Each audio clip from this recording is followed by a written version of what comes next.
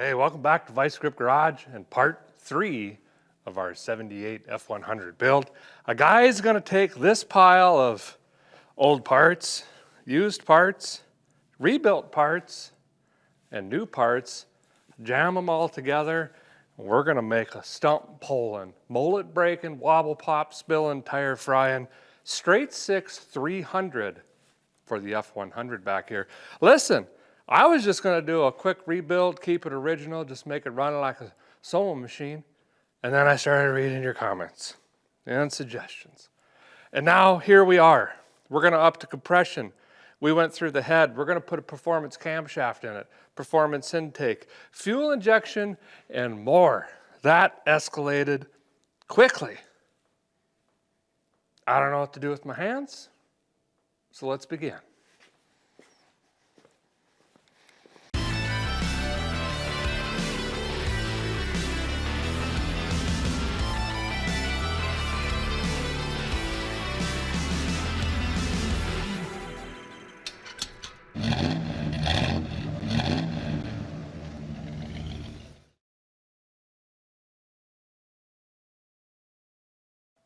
Now, as a reminder, you could actually win this truck. We're giving it away.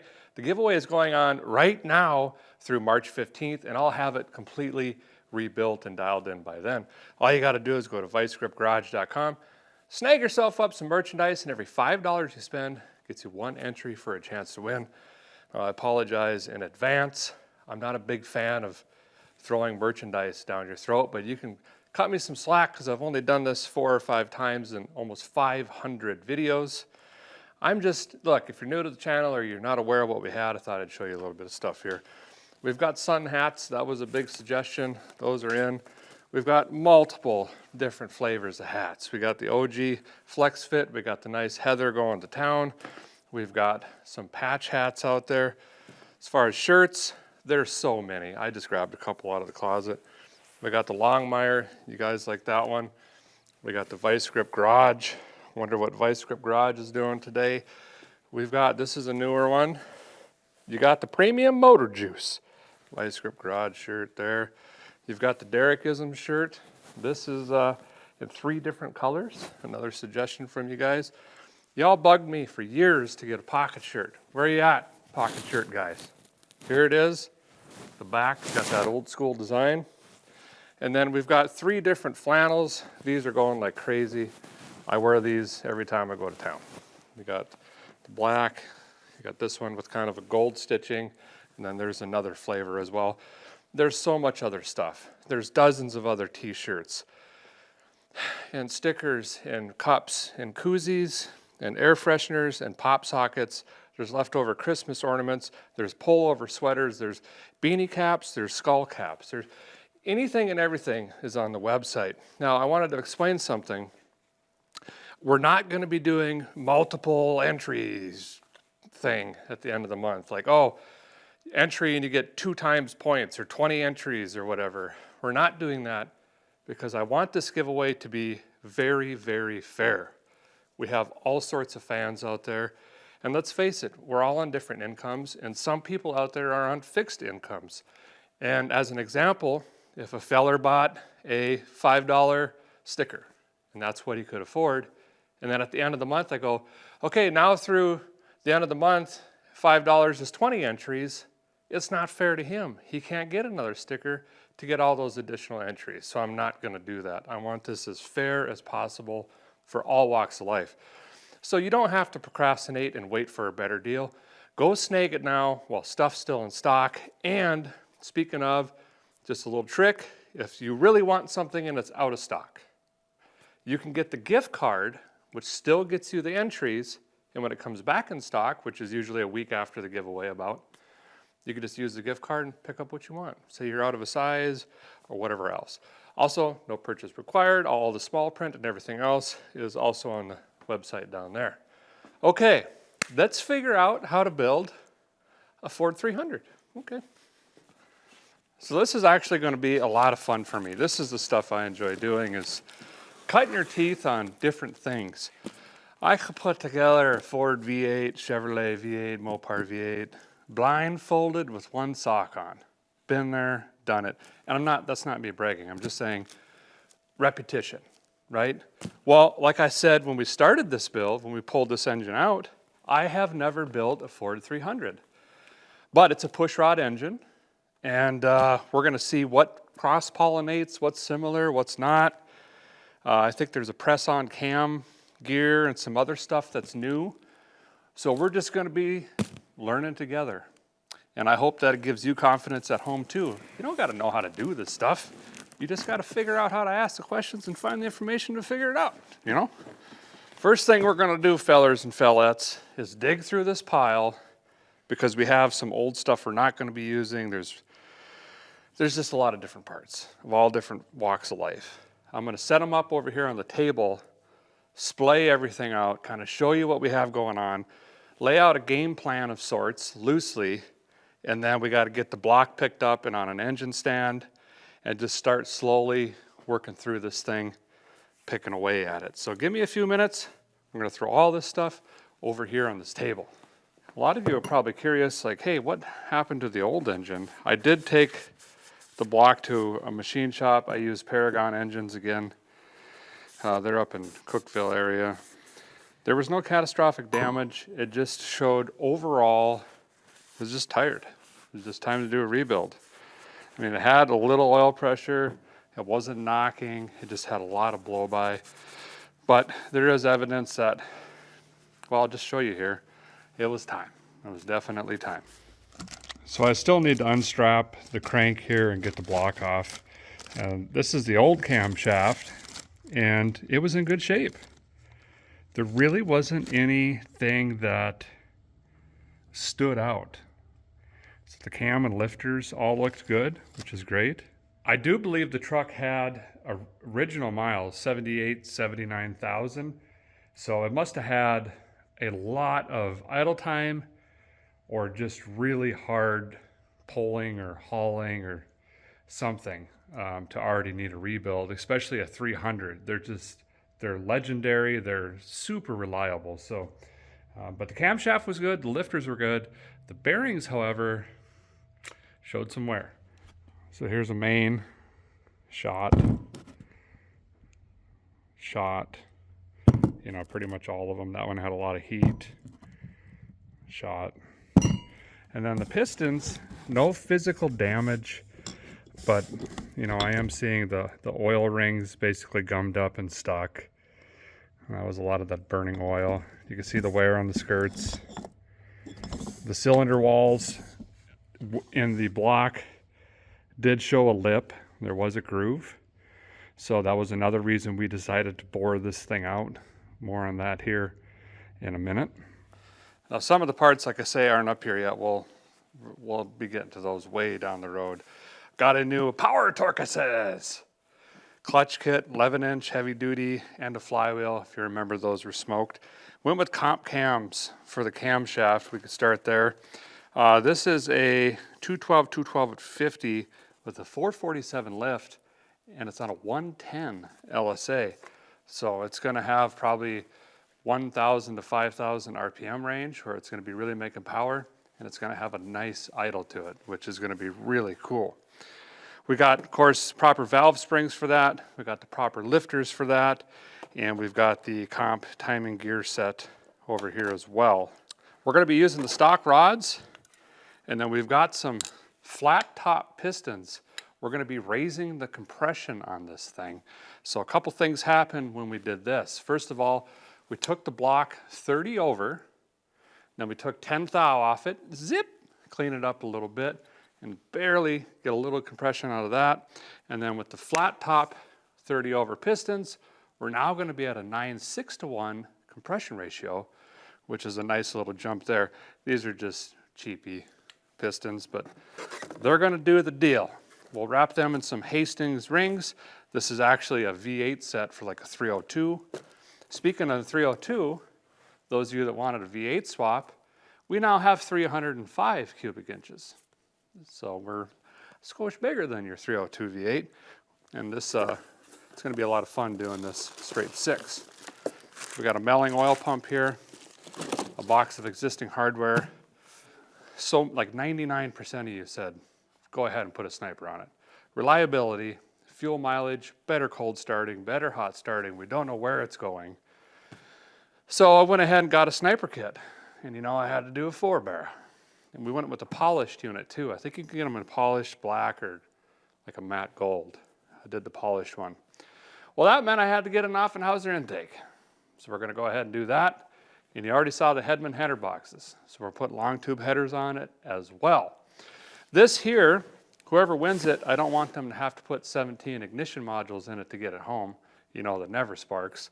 So we're gonna convert it over to a GM style HEI ignition system.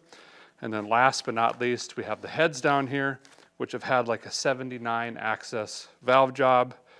There was a small little bowl job done on this as well. The valves have been, everything's done. It's already got the seals on it, everything like that. I gotta wait and figure out what I'm gonna do with rockers and push rods. That'll probably be the last thing we do once we get everything assembled. We've got to go through proper rocker arm geometry, and then we've got, of course, a Felpro kit here. In those other boxes, we've got, you know, valve cover, air cleaner, all the small ends and doodads and whatnots and everything else. We're going to let this sit here. By the way, I'm fired up about this table. Did you notice this? They don't make these anymore. They weigh about 200 pounds, and you'll find them in every local church. That's where I got this one. Church was getting rid of some tables, made a donation, snagged one up, because if we put this on a plastic table, beep. So I'm probably as equally excited about the table as I am that camshaft. Yep, okay. Let's get this block on an engine stand, which is gonna be a little bit of a dance. Okay, get this thing unwrapped. Of course, this is, like I say, bored. Well, it was cleaned, fluxed, dipped, bored, honed, and it's got all new plugs, all that stuff in it.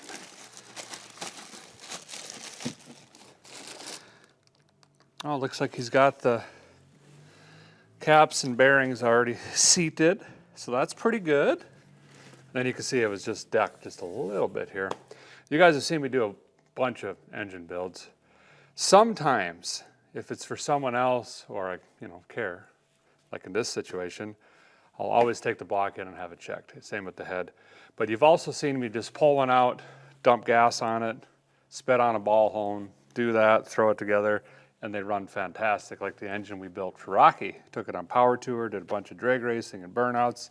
Still running today. So you just have to gauge what level of build you want to do and what your budget is, and then just pick the right course.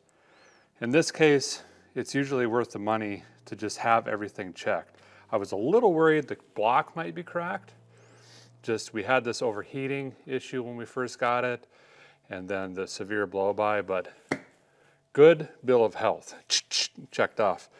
So find some points to run a chain on this. Actually finding the chain is going to be the biggest difficulty. And then we'll lift this up. Guess I could just use the cherry picker and get it on an engine stand. Stand is hoistesses. This is where I struggle for 14 days. Getting the armature thingies on this. Don't get the right wrench. Get a croissant wrench. Okay? I should have done this on the stand. Clearly used an impact on those. Seems about right. When in doubt, strip it out. Well, what is happening? I don't get it. How could this be a two-person operation? Oh, gonna knock my teeth out.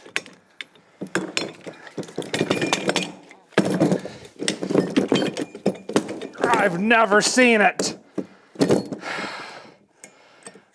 ears are hot. I'll be back. I need socketry. Oh, either my blood pressure was up, or Jessica snuck in last night and put the thermostat on the wife setting. Do you know what that is? It's a hidden setting right past 95. It goes to Lucifer. And it just shoots fire, and it gets so hot here you can't breathe. So either that happened or my blood pressure got a little high, maybe. I don't think that was it though. Well, fellers, I got good news and bad news. Bad news is I gotta grease this. You always want to grease these up. I like using actual grease instead of something like, Kroll or WD-40, because she's just gonna evaporate. And in a couple days you're trying to spin this, oof, it ain't gonna wanna. The good news is I can't find a chain, and I ain't gonna go buy one just to lift this engine. So I'm just gonna use my back cherry picker. Don't know how much this weighs, but it can't be too bad. There we go. And then we'll just slide her right in over here. Perfect. And then I had a bolt. There. Okay. Come on. Now we're ready to go to town on it. Stand by. We're going live in 5, yellow, whiskey, vice grip 1. Oh, hey. Welcome to Derek's. I have no idea what I'm doing in engine class. Okay, so we got it up here on the stand. Let's take a look at this block. Check. No, I'm kidding. I'll bring you in. It's clean where it counts. My buddy doesn't really have a bead tumbler or anything like that, but we'll figure this out. Once we get it assembled, we are going to clean this up. We're going to go ahead and Craigslist rebuild it as well. We'll lose those receipts though. Speaking of, I think I already lost the actual receipt. Might be at my mom's house. Anyway, I'll bring you over here. We'll take a close look at this. And then tonight, I'd like to start obviously working on the short block or get the rotating assembly done. It sounds kind of easy. It's throw the pistons in, but we got to check ring gap. We got to check mains, rod clearances. We got to put the rings on the pistons. We got to drop everything in. There's torquing involved. I don't know. This looks weird. This looks weird. There's things. So like I said, this old boy had a pretty good ring ridge on her. So instead of just going 10, we just knocked her over to 30 out, And it looks great. Nice hatch in there. Clean. The lifter tray or valley, I don't know what you call it, side cover doodabber. Looking nice. No burrs in the lifter bores or anything like that. And I'm noticing we got some fresh cam bearings. Let's go ahead and we'll twirl this over. Freeze plugs and plugs. There we go. There's all of our mains and caps installed. Ford did go ahead and put, almost all engine manufacturers have an arrow or a number or some indication. So we see 1 forward, 2 forward. I don't know. Billy was having a bad day. 3 over here forward, and then back 4, 5, 6, 5. 6, 5? 5, 6, 5. I'm not really good at math, but something is weird there. But physically, you can obviously tell that that's the rear main. This is also different. Normally, this collared main bearing would sit in the rear of the ship, but this one is on the 5th from the front, and looks like this is a one-piece rear main. So that's going to be interesting. We're not going to be able to put that on until we get it off the rig here, but I believe the earlier 300s were the rope style, the old rope style. That was pretty new age. Probably one of the reasons these are fairly legendary is they're already running one-piece seals on the front there.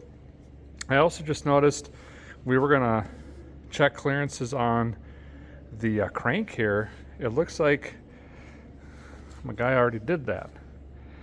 We got 21 thou, 21, wow, 21, 21, 25, it's all right, 21 and 23. So that is great. So that all checks out. So boom, done. So now all we got to do is just clean this up. It's got a little bit of dirt and stuff from traveling. Make sure that our oil bosses are in the correct position. All that's fine. Listen, machine shops know what they're doing, but it never hurts to double check. It's going to make you sleep better at night. So I think that's where we're going to start, is we'll just clean. We'll take the main caps off. We're going to lay these out again in order. If you happen to not have these, or you can't read them, for example, and you're doing disassembly, always take pictures and then do something as simple as a paint marker where you can do 1 dot, 2 dots, 3 dots, 4 dots, or whatever you want to do, numbers. Or you can get a cheap stamp set. I'll show you that quick. I've shown you guys this a few times. Keep it in the glove box of my truck, because why wouldn't you? But it has the alphabet plus all of the numbers up to 9, plus a 0, I guess. But you could just take, like here's a number 4, for example, and whether it's a rod cap or a main cap or a rod itself or whatever, bang, you can just knock a number into it. So when you do reassembly, you're not going to second guess yourself. You don't have to refer to pictures. Say you did put a paint mark or something on there and brake clean took it off. I usually go to these if I'm not in a really, really big hurry. So let's go ahead and take these off, lay them out, start the cleaning. I'm waiting on a couple things like head bolts. Found some at the parts store, $15 each. Help me understand that one, plus $12 shipping. I got them. I think I found them at Summit. We're gonna go as quick as we can, but I don't think we're gonna get this back into the truck by the time the truck needs to go for paint. I'm up again it, I tell you what. Never see that again. Oh, I'm seeing it. Okay. Make sure to grab my, oh, I might need a walloper. Got the Walloper 200. Wallop.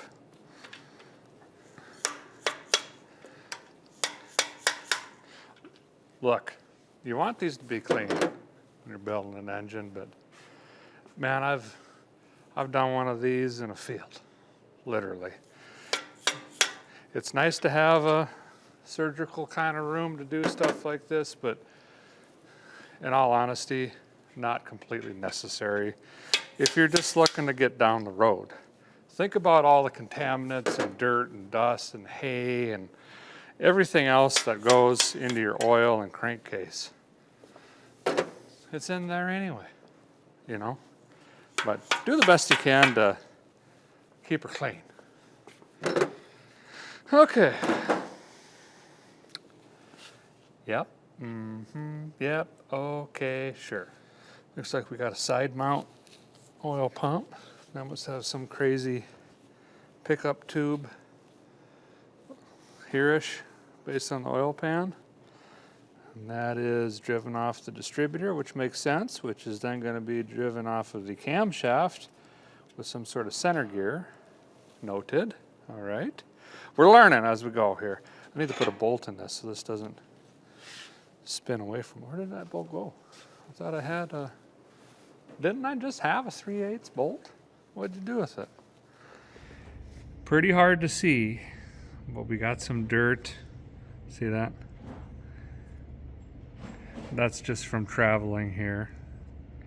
So we do want to make sure that these bearing surfaces are as clean as possible, because we're going to put some engine assembly lube on it before we drop the crank in, and then we're going to do the same with the caps. We got to let these eat in and chew and mate on the initial break-in period. Not as critical as the camshaft which I'm going to be sweating bullets on because let's face it, camshafts and lifters are not made today like they used to be made, and there is a very good chance this thing might go flat. Hate to even say that, but that's pin it up. So I'm going to come in here, wipe this up with a rag, a little bit of brake clean, then we're going to put some engine assembly lube on it. Guys, got a lint-free rag here, just spritzed with some brake clean. It'll dry quick. Get all the stuff off of here. There we go. Those very, very faint, I don't even want to call them scratches, marks are from clearances being checked, not a problem at all. I got all that stuff. So now we'll come back. We're going to be using a couple different variations of assembly lube, and it depends on who you, listen, I'm not an engine builder, but I've used this Lubriplate 105 for many, many, many years. Also some slick 50 or 20 or 80 stuff, and sometimes just engine oil.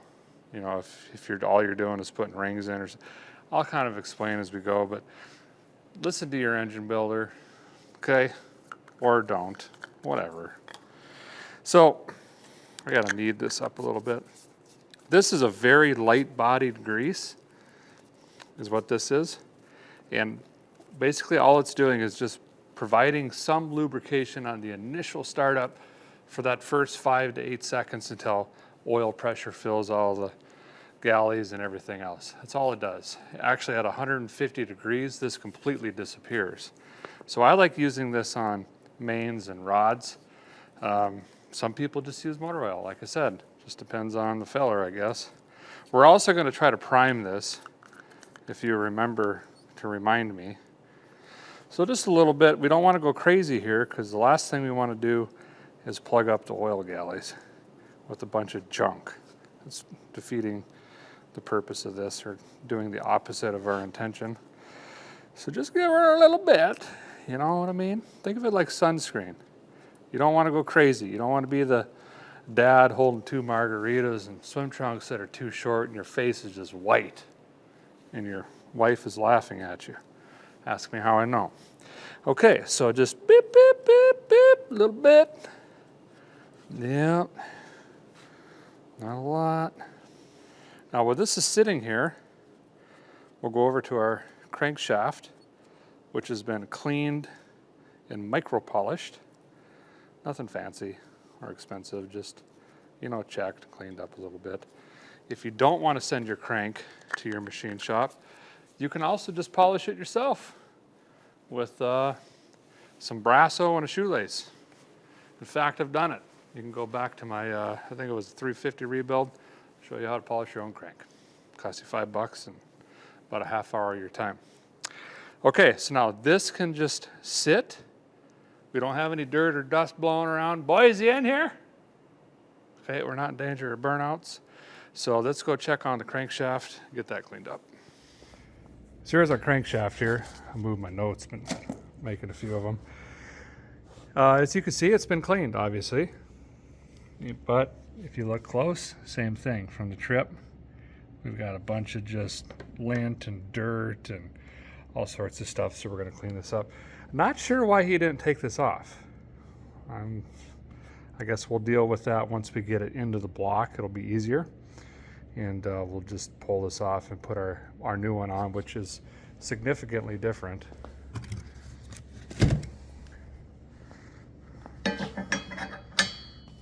One's not like the other. So that'll be a nice upgrade. So same exact thing. Just going to take a few minutes, wipe this thing down, make sure it's nice and clean. And we don't need to lubricate this itself because it's sitting into lubrication. So now that the crankshaft's clean, we're going to set it in. Take your time here. You don't want to drop this in kittywampus or crooked or anything like that. Really mess up your bearings. Just slow, nice and easy and even. There we go. Now, first thing you want to do is just start spinning this. Don't.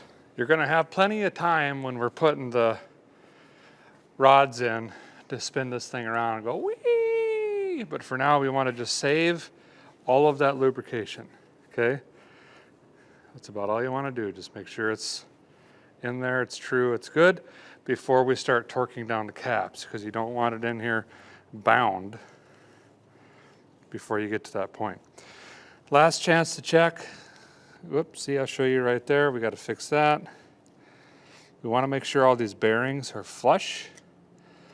Technically, when you put the cap on, it's gonna roll these bearings around. But if you can, take and push like that. There we go. I just used my thumbnail, pushed it, rotated it around, made sure all these are flush. Good to go. Now, same thing, more cleaning and lubricating. I'm just gonna grab, doesn't matter which one we do until we get to torquing, one of these, clean it, apply some assembly, put it back on, all of them in here, just snug, and then we're gonna start torquing.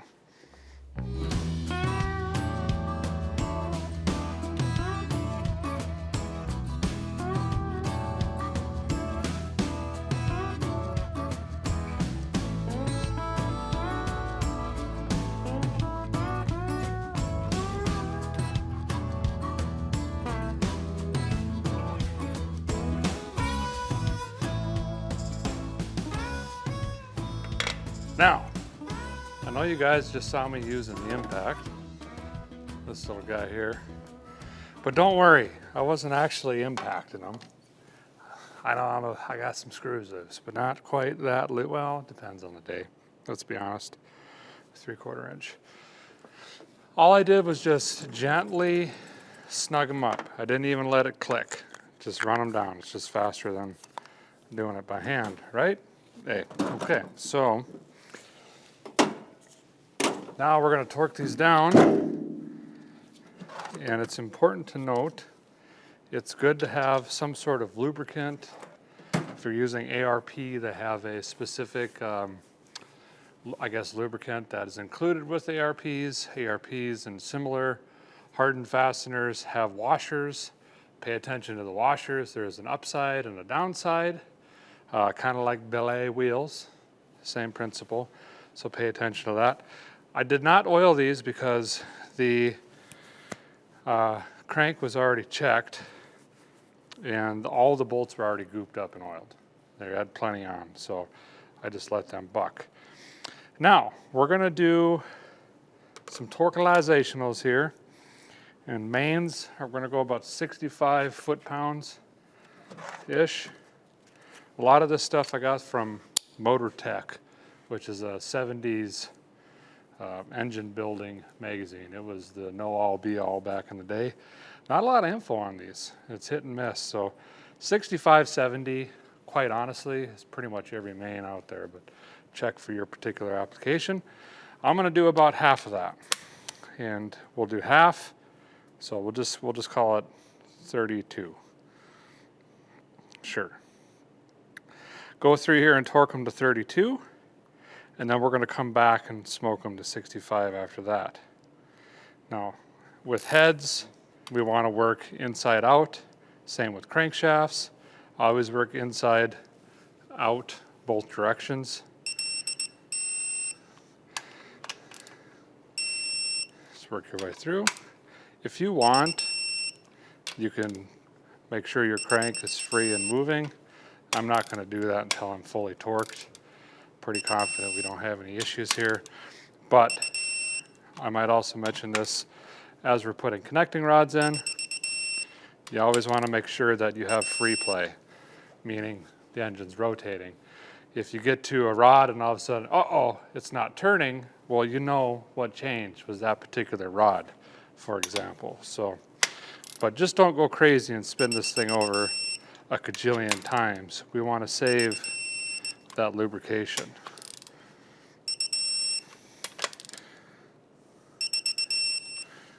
I wonder what Reba McIntyre is doing.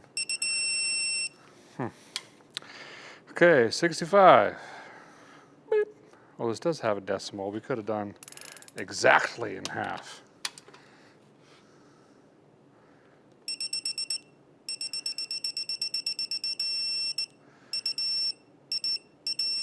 Like to bounce on it a couple times. These bolts will stretch a little bit. So I like to hit my target, back off, bring it in again. Also, don't be over forceful with your free hand.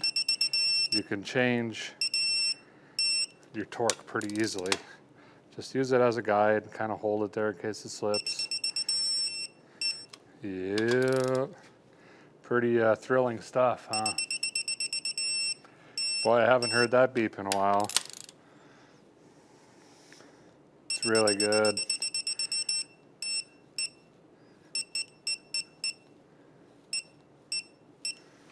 Okay, that one's good. Did we already do this one?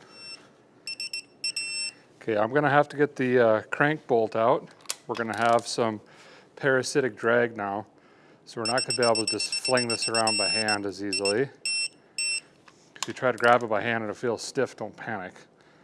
There's actually, if you're building a race motor, they have calculations by how many foot-pounds it should take to rotate your rotating assembly. That's how finite some fellers get out there.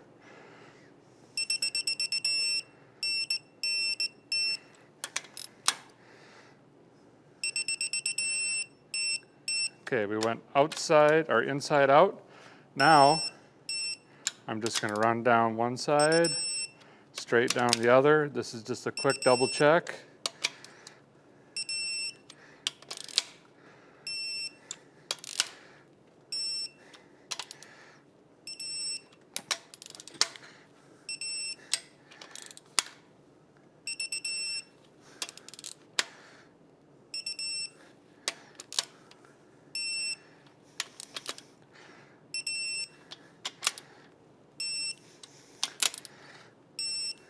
Perfect.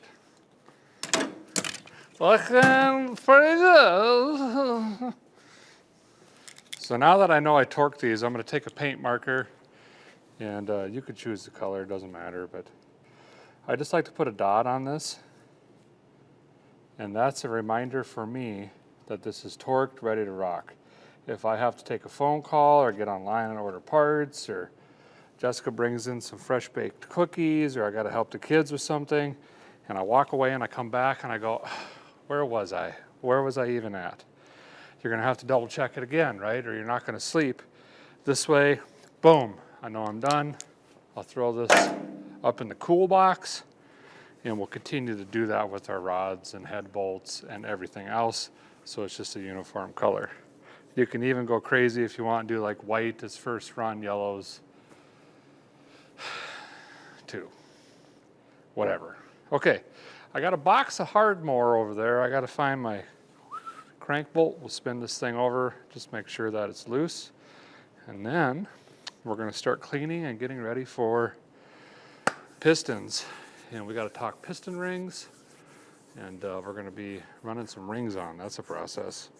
All right, crank bolts in, and voila. That's all we got to do. It's fine. It's rotating, it's doing the thing. I didn't hear any knocking. Well, yet. Anyway, okay. Crankshaft, done. Besides the seal, we'll forget about that and maybe never even put it in. Might get exciting around here. So the guy decided to go ahead and take this crank gear off before I forget, which is likely very. Just going to use this cheap little 3-arm pulley machine here. If you're like a guy, you'll just rent this from your local parts store and then, well, you never know. It should come off here pretty easy. In this particular case, I had to put the bolt back in to get enough draw. I could have just rebuilt this puller and moved it up a notch on the arms, but, you know, I'm lazy. Okay, it's time to roll some rings onto our pistons back here. Let's spend just a minute and talk about piston rings. Now, there are a lot of different materials out there that make up piston rings, but the 3 most common are just plain cast, moly, and chrome. Now, it depends on who you talk to. Someone's going to say one's better than the other. They might even have different definitions of what each one does. So I'm going to just boil it down and just give you layman's terms, in my opinion, of what these rings do and how they can assist you or maybe not. Plain cast is probably the most common ring out there. They're in 42 million kajillion engines worldwide. 99% of the vehicles on this property have cast rings. They're your basically daily driver piston ring. Maybe even a little bit weekend warrior. You're going to beat on it every now and then? Sure. Fine. Unless you have extreme duty, like extreme stop and go, severely dusty and dirty, extended high RPM, plain cast is going to be just fine for you in almost all cases. Kind of the next level is your Molly ring. This is also a really popular ring. And it has resilience to scuffing, and kind of just think of it more of like a performance ring. Okay, so it's kind of the next level. And then your other popular one is a chrome ring. Now it also has great resilience to scuffing, but it does not have quite as much oiling properties as the Molly ring. So there's kind of a trade there. And a chrome ring, just think like nitrous and big top dollar motors and stuff like that. You'll probably never use a chrome ring. Now for this particular build, I have decided to go ahead and put Molly rings in it because let's face it, this is going to get driven like, well, a free truck. It is going to get beat like a baseball, and I ain't kidding you. So let's go ahead and put Molly rings in this. Now, if you look at this piston, we've got 3 ring grooves. We've got the bottom, the middle, and the top. Well, what do these do? What are these different functions? So here it is as simply as I can explain it. Top ring. That is your compression ring. It's responsible for compression. It makes a gas seal. And the other big job that it has is it's the first primary defense and heat dissipation. So bam, there's fire, compression. This top ring seals and then takes that heat and extends it out into your bore or your block, and then the block can then push that into your water jackets, and your coolant or water can do their job, pull heat away from the piston. So that's the top ring there. Now let's jump down to the bottom ring. We'll get to the middle in just a second here. The bottom ring is your wavy ring. Some people call it the Waffle House ring. Maybe it's just waffle. I'm a little hungry. Haven't had breakfast or lunch today. It's 2 really thin rings with a wavy one in between. It's an oil ring. It's responsible for oiling. So as this does this, this is allowing the proper amount of oil up into the bore. It's going to lubricate the piston skirt. Ooh, I got a little nick on this I got to deburr. Hear that? Catching it with my nail? Don't let me forget that. I don't know how that happened. Anyway, it's letting enough oil up in because these rings do need a little bit of oil, but not a lot, just right. Okay? And that's that bottom ring. That's what that does. Now the center ring is playing double duty. Think of it like a middle linebacker. If anything gets past that line, that defensive line, there's the middle linebacker. So it plays backup for gas seal and compression. It also plays backup for oiling. If anything is missed and isn't scraped off here, hey, I got your back. I'll bring it down. I'll bring it back down to you and you catch it next time around, right? And then this way, oh, you're getting a little worn. I'll step up and help with that compression. So that's what the 3 rings essentially do on a piston here. Now speaking of piston, these are, never even heard of these, Silvo lights. They're pretty good pistons since 1922. Well, it says better pistons, but that's basically what they're saying. Sure, they were the cheapest we could get, basically. So we've had the top, the big end, the small end rebuilt here. Everything's looking good. This is all cleaned up really nice. So, another thing I want to show you. See that right there? It says 0.030. That's how you know this puppy is 30 over. 99.87326% of the time, if a piston is oversized, it's going to have, 5 thou, 10 thou, 20 thou, 30 thou, 60 thou, whatever it is, smashed into this thing. And that's why sometimes, if we think we might have a hopped up engine, I'll throw a scope down there instead of pulling the head and see if I can see that. Sometimes you can, sometimes it's so filled with crud you can't. So I'm going to deburr this before I forget, and then we'll bust out our Hastings rings over here, and we're just going to start rolling rings on. Got that taken care of. It's got a little indentation in it, but as long as your nail isn't catching anything out, we'll be okay. So emery cloth and then some wet sandpaper. There is some light scratches in it, but it's going to get more than that in the first 80 seconds running, so I'm not worried about it. Checked out all the other ones. These are perfectly fine. I just think it was an accidental oversight. This might have got clamped in a little too hard, putting the wrist pins in or something like that. Not a big deal. So now we're going to go ahead and start rolling rings on. I like to set these out in kind of a station. Bottom ring, middle ring, top ring, and then I could just roll them on, get one piston all done, set them over here, and then before we drop them in the block, we'll clock rings. We'll talk about that here in a little bit down the route as well. Okay, this would be our top rings. Now something to mention about rings too. Almost all ring sets will have, this one might not, I'll have to look close. Almost all, except maybe these, will have a dot or a diamond, or it'll say top, or it'll say, hey dude, this is the face that goes up, or something on them to indicate that that's how it goes on the piston. Now in a rare case that it doesn't, which might be this one, it can go either way. It doesn't matter.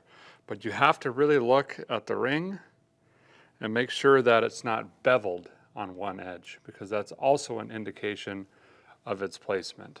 So I'll take a look at that in a second, just verify. Wow, easy now. Okay, this is our second ring.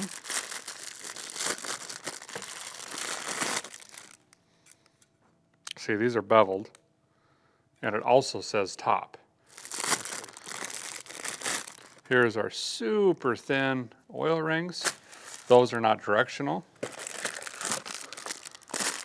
And these are going to be the waffles. Denver omelet. So if you really hook your eye in, you can see that that ring is beveled on the inside. And then if we flip it over, we can see that it says top. So that's exactly how it goes. Now this ring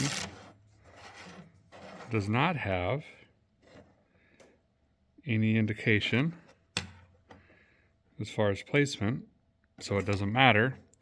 And if we look at the ring, it is squared up. It's a very much heads up ring. So I'm actually going to do this. I do bottom ring, middle ring, top ring, set it back in here, get all these done, then we'll move over to the engine block after that. Yep. Okay, I'll show you how to do one of these, and then I'm just going to get her done. I'm going to start with this ring here. Now you have to be careful because there is a notch on the inside of these, some of these. So pay attention to that. And the reason I mention that is if you roll one of these on first, then you try to do this one, it's going to look like it doesn't fit and that there's no room for a second one. So roll this on first, and these are oil rings are really easy to go on. Just I always start every ring, put it in the groove you're going to, and then just gently roll it around. When you drag the rings down the face, just be careful not to put a gouge in there because these are very sharp and they can easily do that. Grab one of these little devils. Here we go. So now I'll do the same thing. I'm going to go in the bottom of that wavy ring, and then I open it up, walk it around, guide the end down so we don't cut anything.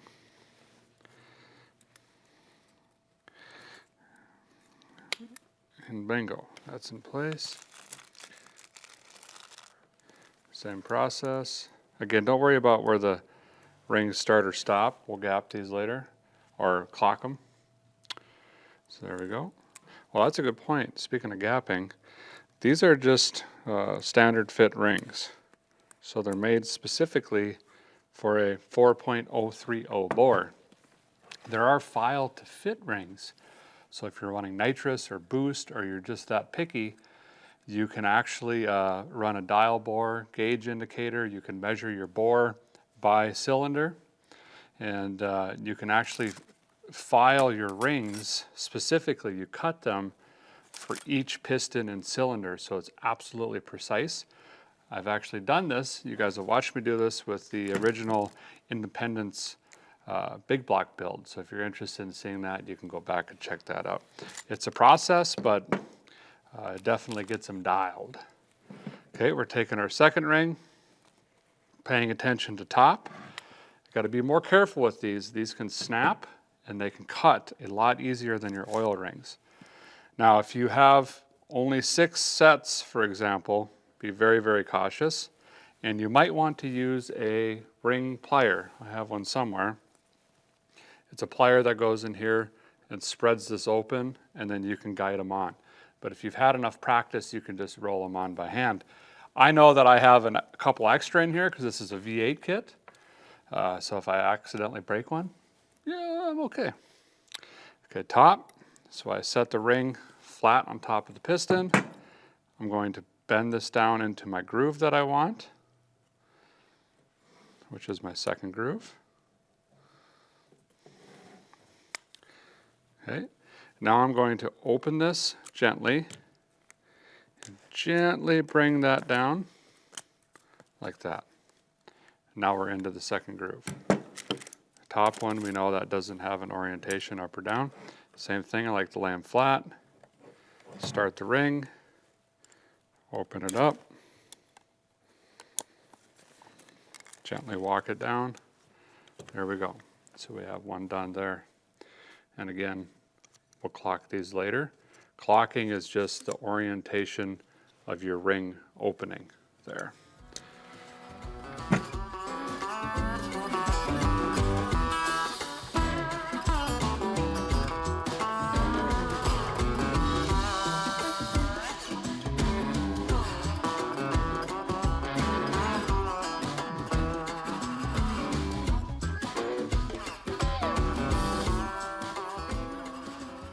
Well, now that we got all the rings on here, it's time to put our rod bearings in. And I've got them laid out here actually in order. We're going to do this anyway for installation into the block. These are stamped already.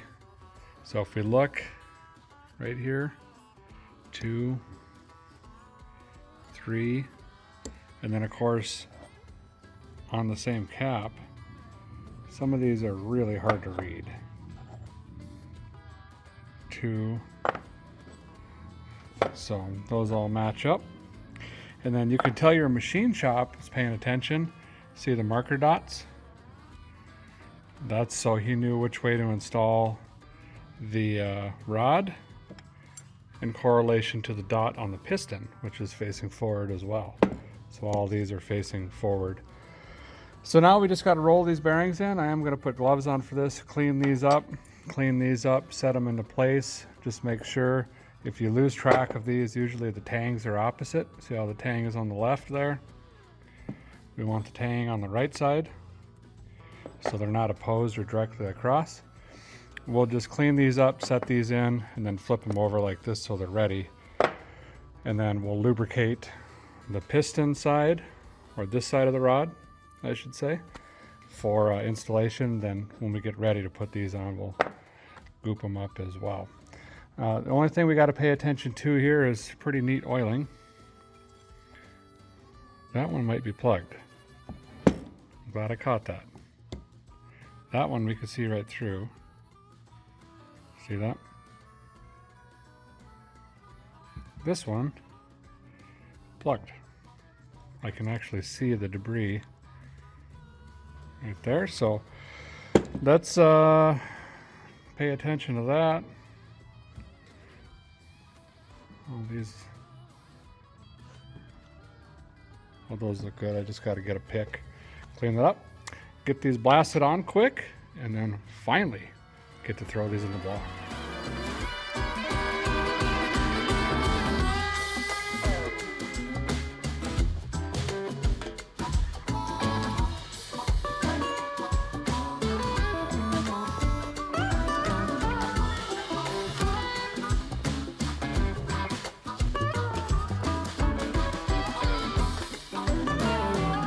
Now we can come over to the block here, and we're going to roll this over and clean the cylinders out in preparation for dropping them in.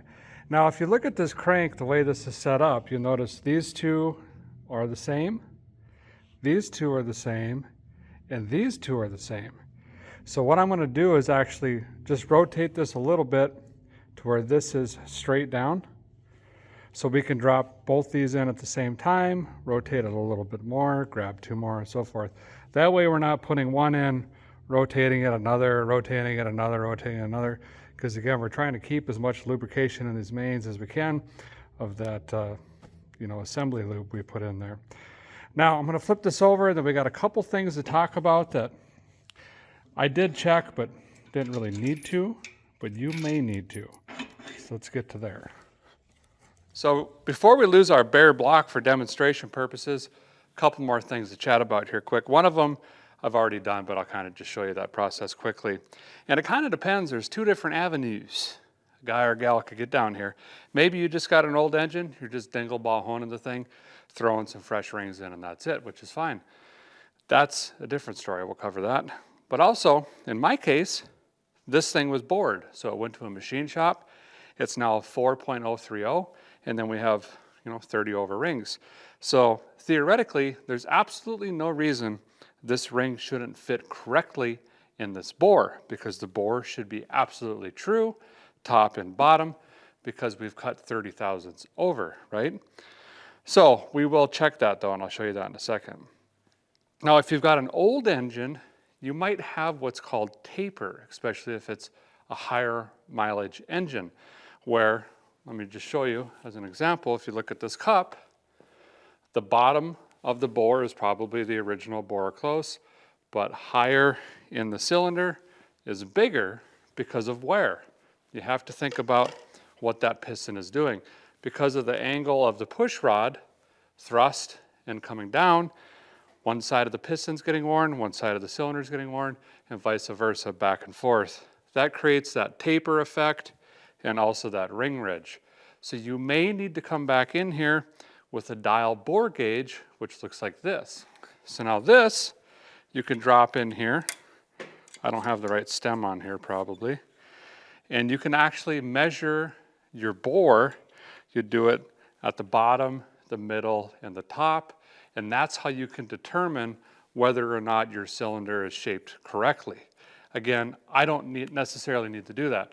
Now, you've seen me do that in the past, especially when we're filing our own rings, because everyone is different, right? So I needed to come in, measure every single bore, write that information down.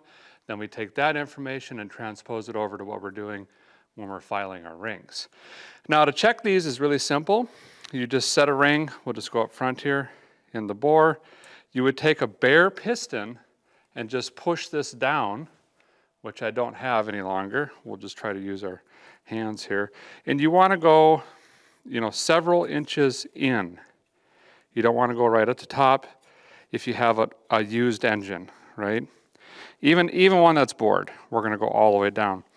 Now we're going to take a feeler gauge and we're going to measure that ring end-to-end gap, which is very critical. I'll show you what I'm looking at here. So it's this gap right there that we're looking at, and we're going to measure with a feeler gauge. You can see a scratch over here. That's from when I already checked it.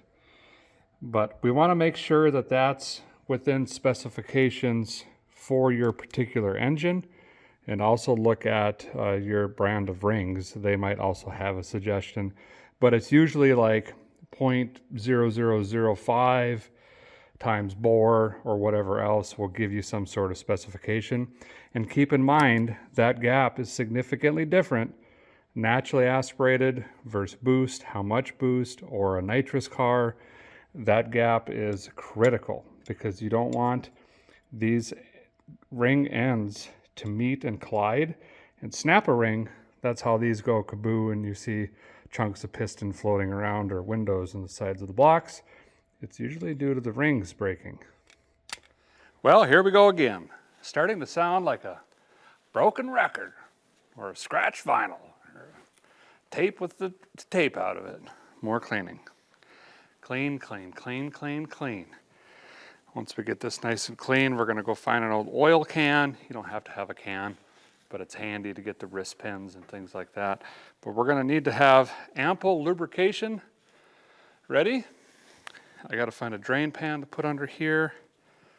And we're gonna be really lubricating up the block, the piston itself, and our piston ring compressor. And we're gonna start dropping these bad boys in. I also need to get my ranch dressing ready. See where we're gonna start.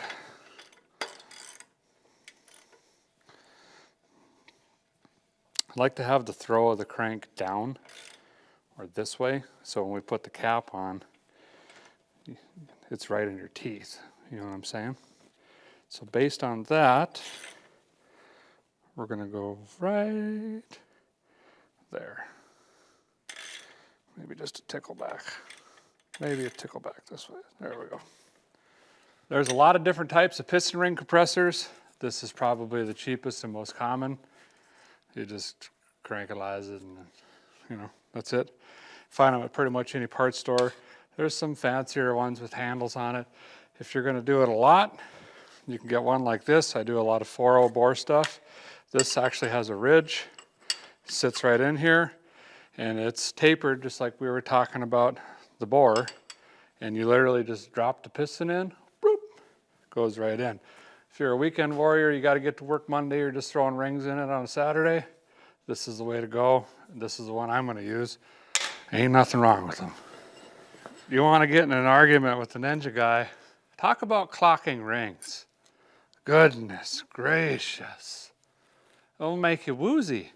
Listen, there's people out there, it's got to be 10 and 115 and this one at 6 and this one at 942 and that one at 516. And they're talking about these gaps, right? Listen, the truth of the matter is, the scientific fact, it's even in the Geneva Convention, you can look it up. You're not going to see a lot about this, and not a lot of people talk about it, but I do. It really doesn't matter, because guess what? The second you fire your engine, if the rings are installed correctly in an unhealthy engine, these rings immediately start rotating. Okay?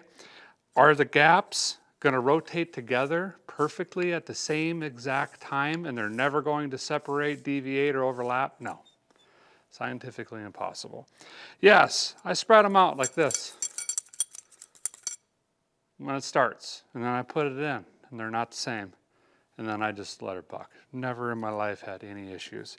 Just make sure they're not like this when you initially drop them in, right? Just make them, put one at 12, one at 6. Oil rings, spread them out. You got a top ring, bring that over here to whatever. Bring this one up to 3. Make sure the waffle is the same as the other one. And then just let them do their things. They're gonna spin, they're gonna rotate, they're gonna find their groove. If you think about it, a ring, that's why they say stuck rings, you'll lose compression, they'll smoke, things like that, because they're not expanding and rotating and doing their job correctly. If they get stuck in one position, they're just going to wear themselves all the way down to the piston. So basically I just get them loosely set, drop this in, squeeze them, and then we're just going to lower it in. Go find a mallet or something with a soft handle. You know, the old Piston 5000, boop, knock them in. The bottom's down here, if you're just Sasquatchian, Bigfootian, and you're pretty wild with the hammer, Get a little piece of 3/8 fuel line and put over each one of these studs and make it a little bit longer. So if you bump your crank, you're not putting a huge gouge in that. You know what I mean? What I like to do is put my hand underneath and just gently guide this in as we're coming down. And you shouldn't have any issues, especially if you're lining everything up over here. So let me go grab, this should float.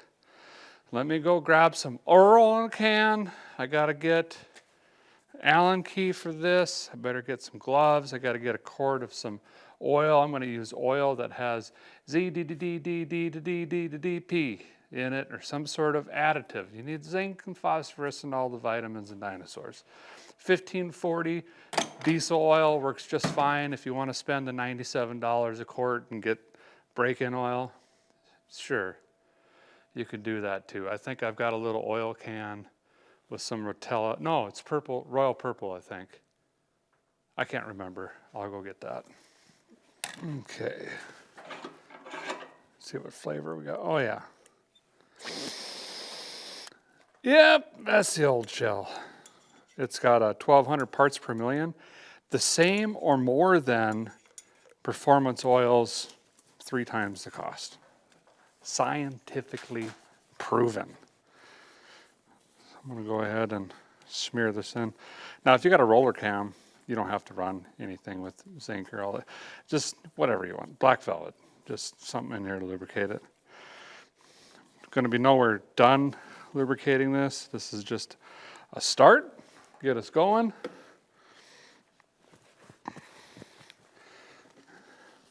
Thing's gonna look like a mess.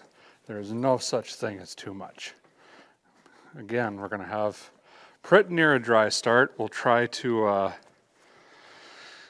pre-lube this thing, build some oil pressure. I might try to make something to run that pump, verify oil pressure before we bang this thing off. But if not, lubes. Okay, I'm going wrist pin to wrist pin. I got my oil rings all gapped up.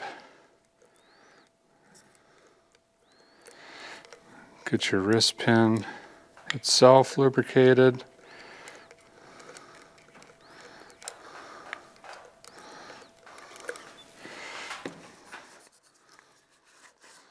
All right. Okay. That's set, that's set. One here, I've got those opposite. In your position, that would be what, 7 and 1? Okay. Bring this guy over. Put it the right way. I knew that, I was just seeing if you were paying attention. Bring her down.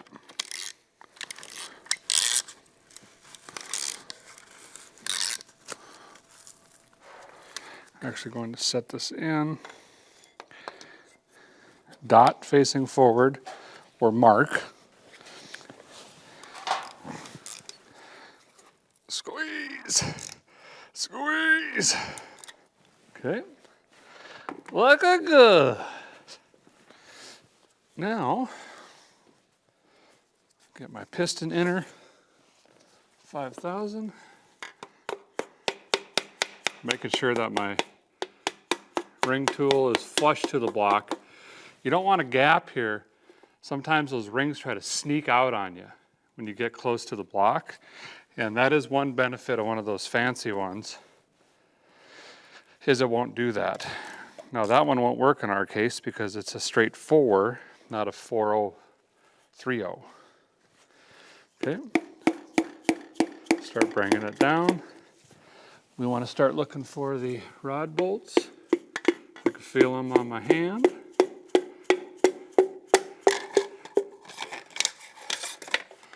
Take this off. Piston's in. And now we're just going to carefully guide it onto the crank. One last glance at my bearing. Make sure that's looking correct. And you'll hear the thud change right there. Home. 1 in, 14 to go. How many cylinders does this have? I don't know. Okay, now we're gonna come back to 6. Remember we talked earlier. We're gonna line this up to where we do 2 at a time, so we're not rotating it 56,000 million times. Gonna get another one set up. This time I'm gonna let you watch the process from the bottom up so you can see what the old phalanges are doing down there. Okay, so piston coming down.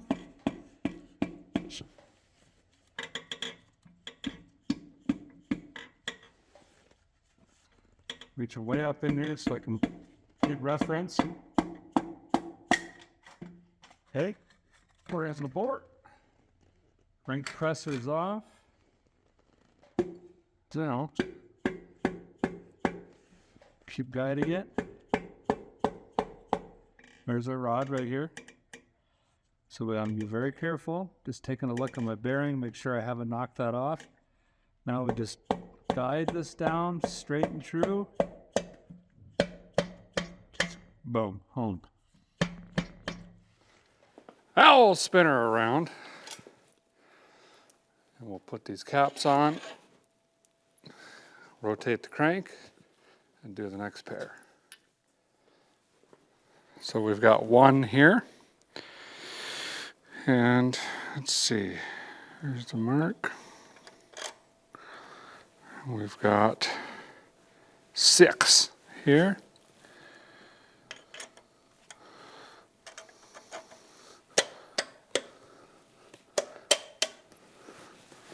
There we go. So just a reminder to pay attention to your tangs. They need to be offset. We already figured that out based on the numbers being printed on both sides there. And just a 54th reminder that your dot or arrow or gouge or something on your piston is facing forward. Boy, my elbow.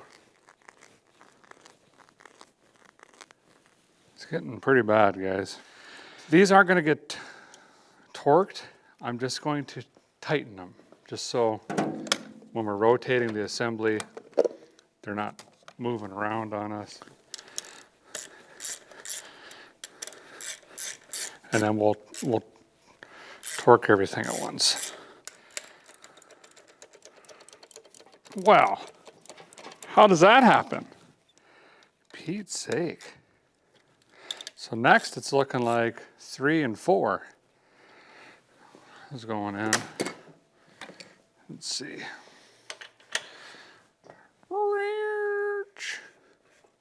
Yep. Boom and boom. Flip it back over. Rinse, repeat.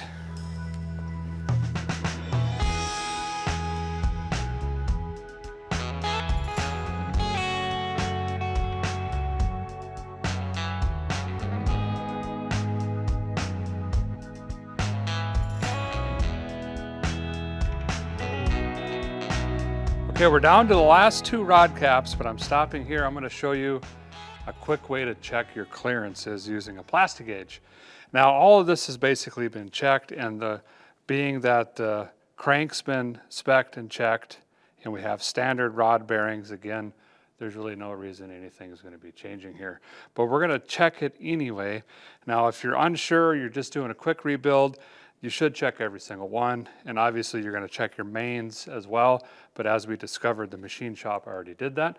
So let me get out some plastic gauge and clean these 2 up. I like to do, if you're going to do a few, guilty, you're going to want to do one in the front, one in the back or hinder, maybe in the middle if you're feeling ambitious, and that's why I chose these 2 here. So let me get my plastic gauge out and I'll show you how to use this if you've never seen it. So here is our plastic gauge. There's different flavors of this that you can get. And one side's millimeter, one side's inches. This measures from 0.001 up to 0.003. And this is a good, if you're wanting machine shop spec, well, you're gonna have to take it to the machine shop.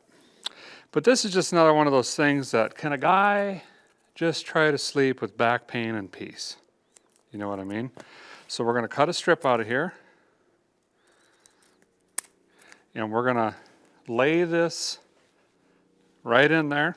We're going to torque our cap on, and it's going to smush this down, and then we're going to be able to read it and see what our clearance is. I just dropped that one on the ground. So we're going to cut another one and put it on there, and torque it down, and see what it says. I'm going to have to repeat this step probably 15 times, let's be honest. They are delicate little buggers. A little bit long. There we go. You want to try to get this straight across. There we go.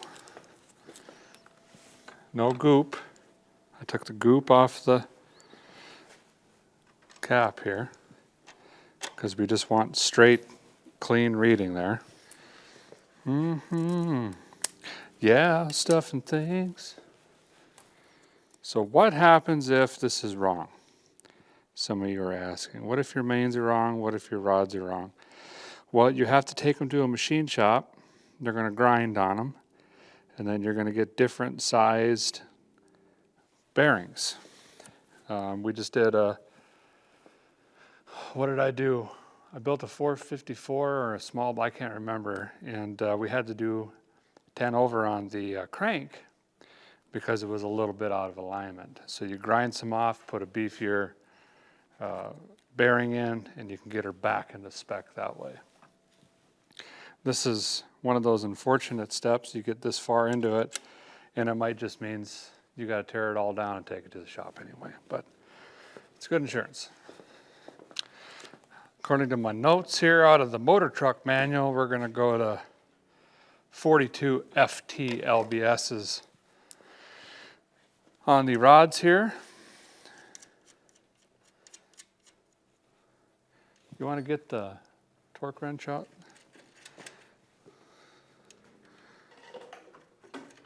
And a 9/16 socket out of the top drawer. The drawer, yeah. 9/16. Whoa, danger. Thank you. What did I say, 106 pounds?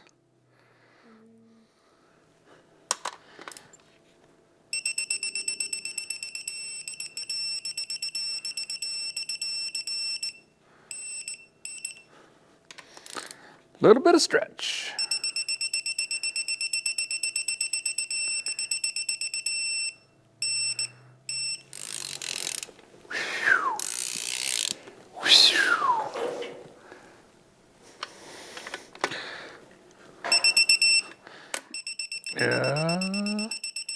Yeah. Okay.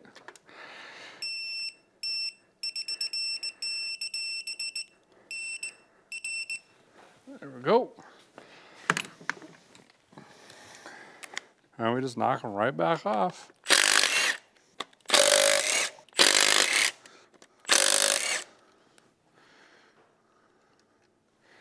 Yep, yeah.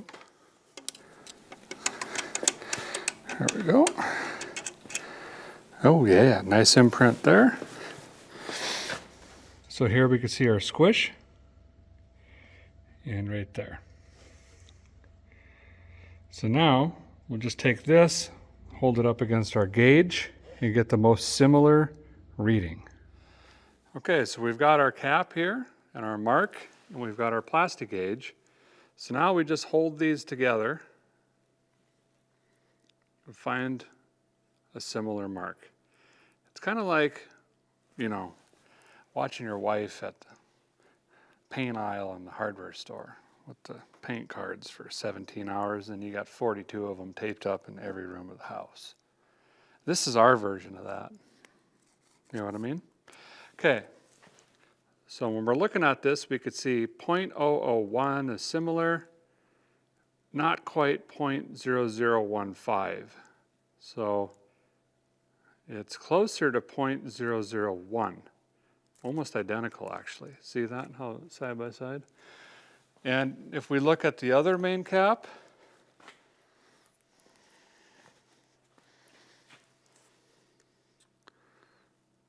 same thing. So it'd be 0.0010. Okay.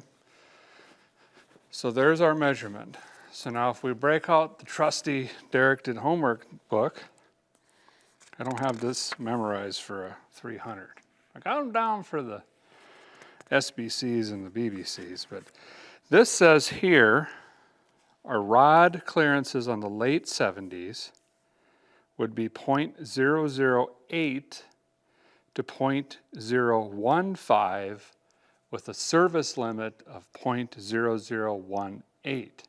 So if we're seeing with our eyeballs approximately 0.01, then we're right there, right? We look at this, 0.001, 0.0015, we're right in there. So we have no issues. We can continue. So now I'll go ahead and put the engine assembly lube. You don't have to worry about this stuff. It doesn't affect anything. You could take a fingernail if you want, but listen, it's not going to do anything. It's going to come right out of there. So we'll put these caps on and then we'll start torquing. I'm not going to rotate it. I'll hit these two first. We'll use the yellow marker, boop, knock them down when we get them torqued. Whew, pretty soon here, we're going to have a rotating assembly. You know, I think a guy is going to go on ahead and knock the crank socket on before I forget. A 2 1/4 inch four-wheel drive hub socket fits perfectly. Now, what a guy can deduce here is, based on this being at top dead center, it's the only thing it can be, is the keyway is up. And if I look at this keyway up, I've got a indentation or dot about 1 o'clock, which would make sense because I'm assuming with the keyway up on the crankshaft, the dot's going to be at like 7 o'clock and they're going to match up. By dot, I'm talking about that right there. There's a little indentation in it. So make sure the crank is clean. Yep, looks good. Okay. Oh, we got a bevel on this. A bevel on that. And the crank does stick out farther, so I think we just send her home, eh? All the way. Okay, plan. Hip.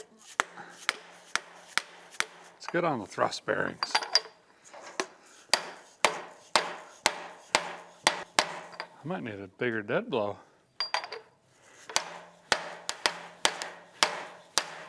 Oh, I just had to hit it with my purse. Got it.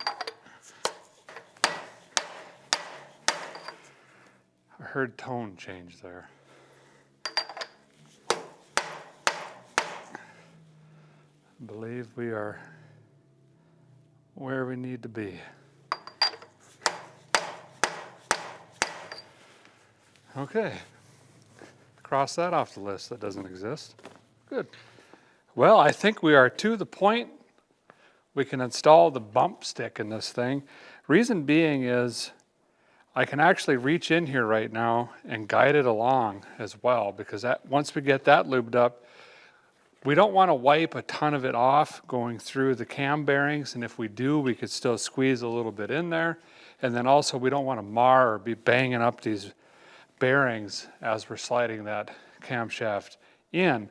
Once that's on, then I feel pretty confident we can get to the oil pump, the pickup, the oil pan itself, and then move up to the cam gear, timing cover, all of that stuff. So it's kind of the last big piece that needs to go in, and then we're down to valve train and yada yada. So let's get this camshaft lubricated up.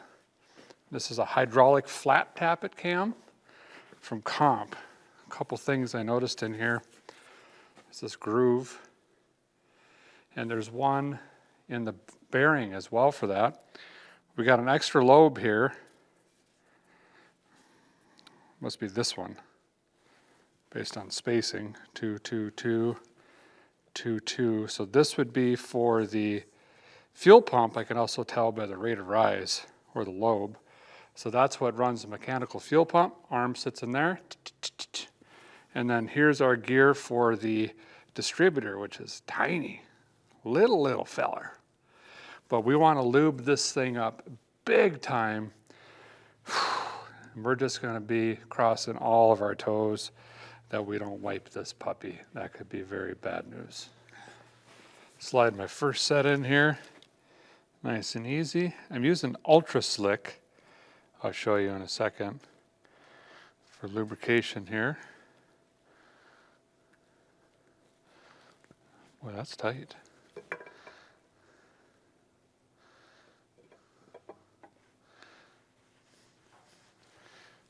Okay, there we go. So this is what I'm using. It's a Permatex Ultra Slick. It's the 81950. And the reason I use this on camshafts is it has a very kind of sticky, gooey consistency to it. And I like that because when we put all this together, in most cases, you're not putting it in that same exact day and firing it up or putting it on a run stand and firing it up.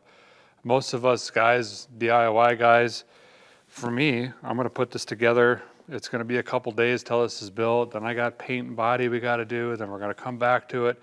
So this is going to be sitting built for a week, 2 weeks, hard to say, before it actually fires. If I were to just squirt engine oil on that, it's all going to run off and be gone, right? This stuff, there's a pretty good chance some of it's still going to remain and be on those cam lobes for that lifter to lobe contact, which is super critical. And I'm not trying to scare you guys into not doing a cam swap or anything like that. Truth be told, I've done 11.9 cajillion billionaire cam swaps. I have never once ever wiped a cam. Now, that's not me saying, you know, pat on the shoulder blade, good for me, I'm an expert. It really is luck more than anything. You could follow the instructions precisely, follow the break-in rules, have all of the right oils and everything, and it just happens. Unfortunately, we went through COVID and different metals were outsourced. I believe some companies probably over-purchased metals from different areas. Now they're trying to get through that metal and not waste, and they also figured out they can make more money. This is just all theory. But end of day, stuff isn't made the way it used to be made. So there's always just a risk that you have to be aware of. I'll load this stuff up.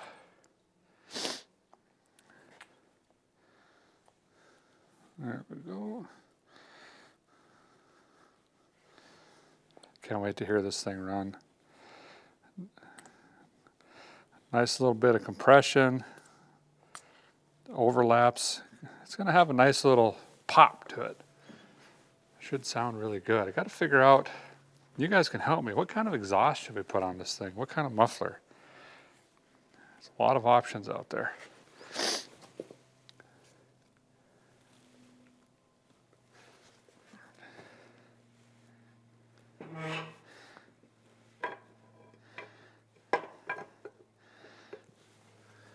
Gentle. And I can reach in and feed this up.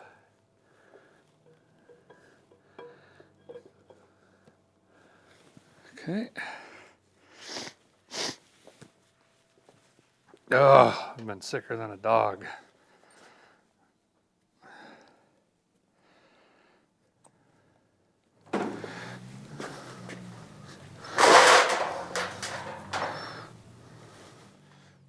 Yeah, let's get some more on there.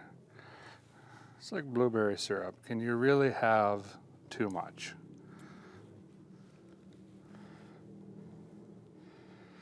Once it builds oil pressure, it's most likely going to be fine. It's that first minute or two is critical that the lifter spins in the bore and the mating surfaces figure out each other in company and that everything goes well.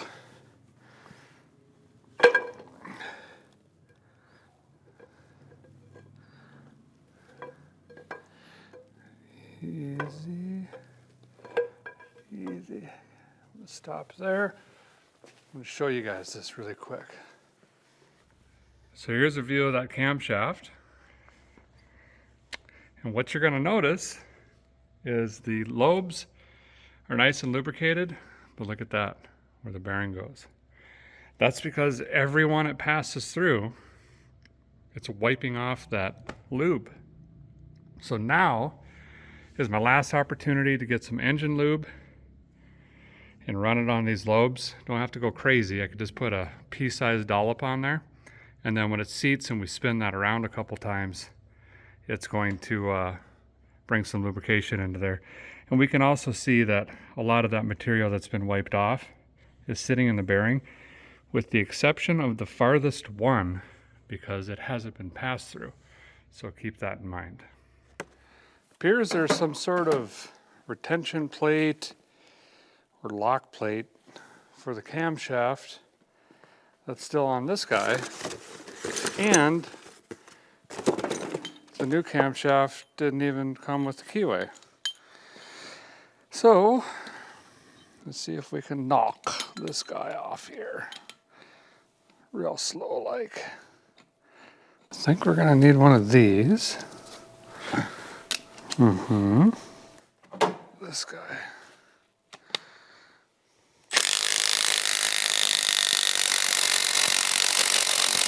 Are you joking on me? Wow. Might have to actually use a real puller. Where's my wrist ruiner at? Where'd you put it this time? Huh? Wrist ruiner. Dun-dun-dun. I got a wrist ruiner of 105. Oh, it's got a battery. If it shears this gear in half, that'd be fine too.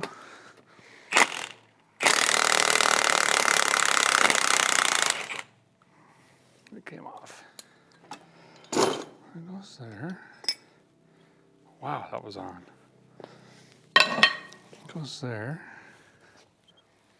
See this little feller goes on there. I'll clean that up. And then can a guy get this keyway out? Probably not. Doubtful, very. Yeah. That's never gonna happen. Gonna have to make one out of my molar. Oh, I got waller edge out of it. There we go. Got it! Ah-ha! Now I need to get all the edges off of it because I just really gacked it up. It's fine. It's fine. So I lubricated the back side of that plate, got that on using the old hardware. I believe we were right. We got dot to dot here, which makes sense. Once this gets sucked in, they should draw together because see how these teeth are cut. So now I believe I've got to get an actual like balancer presser rig set up here to get this thing on. And then we'll have that pretty well dialed.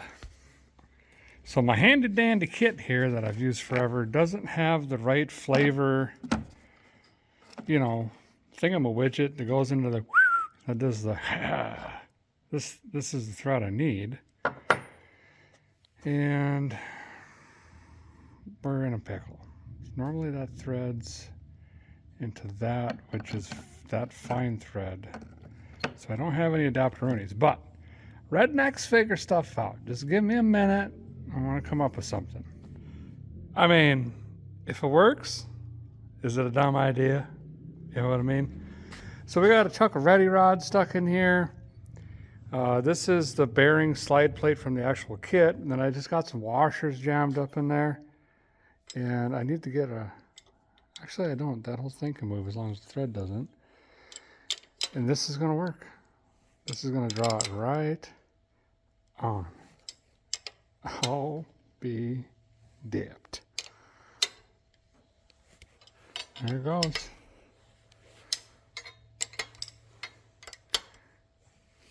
Make sure we're lining up. Yep, I should. Or is it one tooth off? Oh, it might be one off. Yeah, because I got to come here for it to draw up. I got to pull that back off and skip it one tooth, I think. I think I've got this course corrected, popped it off quick. Now when it pulls in, because this slant is up, I got confused with the slant this way, but it should draw dot to dot, which will slowly rotate these two into place. So just gonna rehook up the Redneck 4000 over here and tighten this thing up. Got a mess going. Let's see what happens here. Now I think we're cooking with back seats.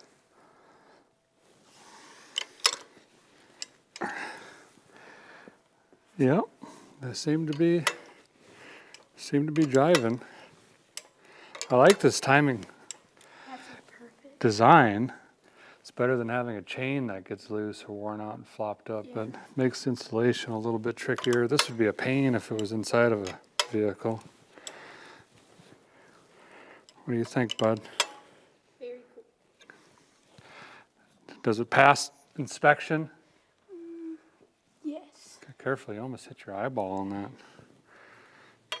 I get you a glass one, but I don't know you could see out it very good. Might need to double nut this to get it off.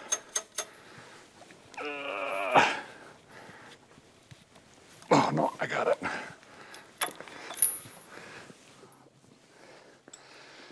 There's a little bit of a recess in that, but the cam can't come forward anymore because of the retainer. I was thinking maybe they had to be flush, but I don't think that's the case. So this is what I was questioning, whether or not that needed to be flush. So I rolled the engine over just to kind of hook the peepers in and try to figure out what's going on up in here, you know.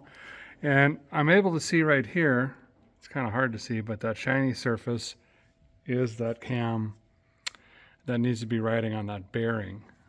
That's a little too inset. It's showing on this side, showing on this side.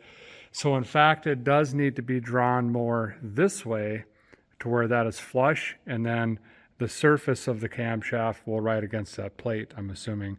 I stopped because I was in alignment and it looked right, but apparently this isn't going to move anymore, and this will come this way. So I got to hook up the Redneck Installer 9000 again, try to draw that in closer. See if we can watch this come forward. There she goes. Also notice that Slick 50 still hanging on. There, now I felt this really firm up, and that looks much better. That's more centered. Looking better. Okay, now we got it. Boy, that Ultra Slick is stickier than a second felony, and I ain't kidding you. All right, let's move on to the oil pump here. Got to figure out how that works. If I don't know, there's tubes and stuff. Is there a gasket? Probably not. I don't know what's happening. Okay, let's figure it out. I got the pump just loosely sitting on here. Here's the pickup. Kind of an odd design. Not adjustable. That's kind of weird. Sometimes you want to bring these into the pan or whatever else, but it's also nice in a way because you don't really have to worry about this falling off. Speaking of worrying, that looks like that is tight as far as clearance goes. So once I figure out, there's probably going to be a gasket here. Guessing not there. We're going to spin this over and make sure that we have clearance, or if we're going to have an issue there. Well, guy dumped a box of hardware out. This is everything that came off the engine for disassembly at the engine shop, machine shop. Now I'm just trying to figure out what goes where, basically. And I did find a gasket for here and on the pickup side in the kit, so I'm going to clean this up quick. We'll bolt this down, and then we're going to run this for clearance, make sure it doesn't interfere, and then we'll get this put on. Now, it's a good idea to always check for oil pan clearance, but since the height of this isn't changing from the stock one, the geometry should be exactly the same, meaning this is going to be sitting in the pan correctly. It's not going to be hitting the bottom of the pan, so I'm not worried about that. So on this oil pump here, I got the gasket in. I am going to be using orange thread locker. Yeah, I don't know, I just found it myself. Apparently it's an anti-vibration formula.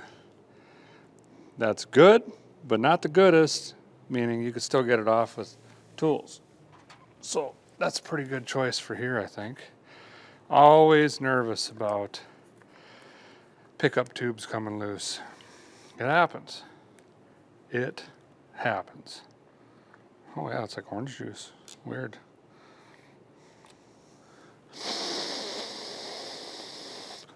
Smells the same. Tastes the same as blue, pretty much. Huh. Is there really a difference then? That's what I'm asking. Get this on pretty tight. Then we'll check it for clearance, you know. Yeah, it doesn't make sense. Listen, if it's good, then we saved a step. If it's not, we wasted time. That's where we're at, all right? Oh yeah, gonna need this big boy.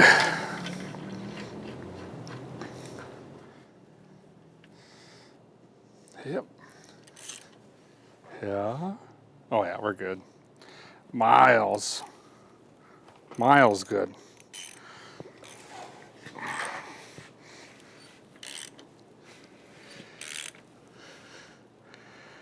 Where am I at? Oh, there I am. Really didn't want to rotate it like that, but guess we had to.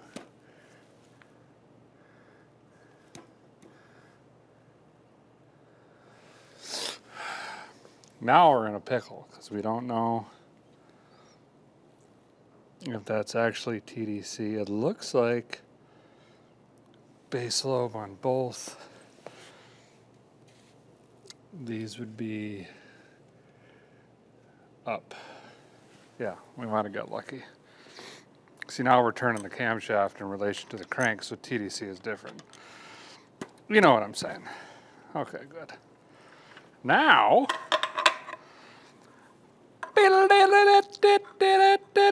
that's got to go on there. I don't know why I made those noises. Just roll with it. Good. Okay, thank you. Boys are out there just ripping on the bikes. And it's a 0 dark 30. So they're gonna have to shut her down any minute.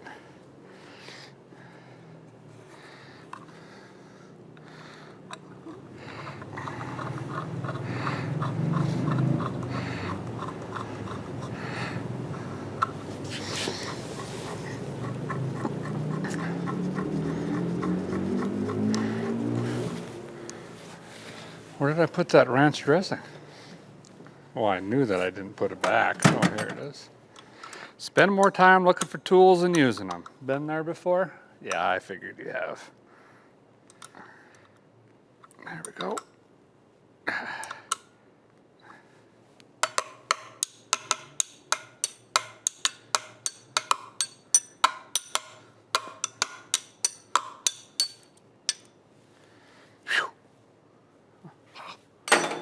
Okay. Now what? I don't know. Earl pan? I guess. If you think about it, that's where we're at, right? Suppose, because then the timing cover after that. Well, I knew that. Well, I'm just saying, you got everything else in here. What else are you going to do? Okay, I'll go get the gaskets. In the middle of gasket nightmare. Hi, welcome back to I don't know what to do with my hands. This is the wrong size. So that's really good. That'll probably leak terribly bad. We'll just run it on gasket leak oil, I guess. And then there's this crazy design. Sure, that's gonna stay on. Nope, So we'll hang this up to dry. Guess we're going to start with timing cover. Get that on and glued in, and then work our way backwards. And I may have to run into town and get a different flavor. I don't know if there's different sizes for a rope seal versus a one piece, but that is not happy.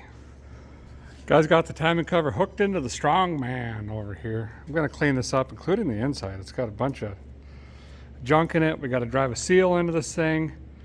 Get this side done as well, assuming this goes to the oil pan. And then we'll get her bolted up to the engine. Okay. Boy, that's really thin. Does not look good. Well, I got the gasket glued on the timing cover here, all cleaned up, and also used the Ford 300 timing cover seal driver to get the seal in. No, this is a die to my wheel balancer, actually, but I'll be dipped. Got her on just kind of loose and floating, kind of like a slant 6, I'm assuming. We want to get the pan on, snug this up first, make sure we get the pan sealed, and then we'll come back upstairs and beep beep beep boop beep boop. The rest of it, I think this goes here, not sure. 19 different timing taps. Sure. Well, guys, got the gaskets glued on. This was I don't know. You're supposed to put this into the pan, but if you put it into the pan, then it's impossible to get this keyed and lined up correctly. And I'd rather this not leak. So I'm going to do it this way and fight pulling these needles through the pan when we throw that on. Now I need to clean that pan. Get a wire wheel on this. There's some junk on the inside I want to get. And then this surface is still pretty grody. So I'm going to work on cleaning this up for a few minutes while this room temperature vulcanization cream sets over here. And then we can hopefully mate them. I think I've got a pile of oil pan bolts there. I don't know if I got enough, but we'll see what happens. Listen, I don't even know what's going on anymore at this juncture. We're going to try to get this on. I got it pretty clean. Ran the old cheek poker through her. Some brake clean. Okay, are we sure we want to do this? Everything's torqued, lubricated. Gaskets are gasketing. Okay. Now the tricky part is all these pokey doodabbies. How is a guy really supposed to do this? Just cut them off? I heard someone in the back say that. I said, just cut them off, Derek. What are you wasting your time? Well, another guy said, you put it on the pan first. Well, I get that. That seems to be normal, but then how do you line up the notches on the side and make sure that doesn't leak? There's too much going on. I can get 3. Is the trick basically pulling it all the way through? But then it's no different than just putting it on the pan. See what I'm saying? Yeah, I think you know what I'm saying. Now I got RTV up to my eyebrows. Could have been a dentist. Here I am. Here's what we're doing. Hey, I think we're doing things. Okay, one more. Come on, man. Okay. See, now this is just all sorts of jacked up. I'm not liking it. Is this where you tell me it is what it is? Okay, I get it, but I don't want it to leak in a Margaret's driveway or whoever. And then they'll be emailing, Derek, it dripped a drop of oil.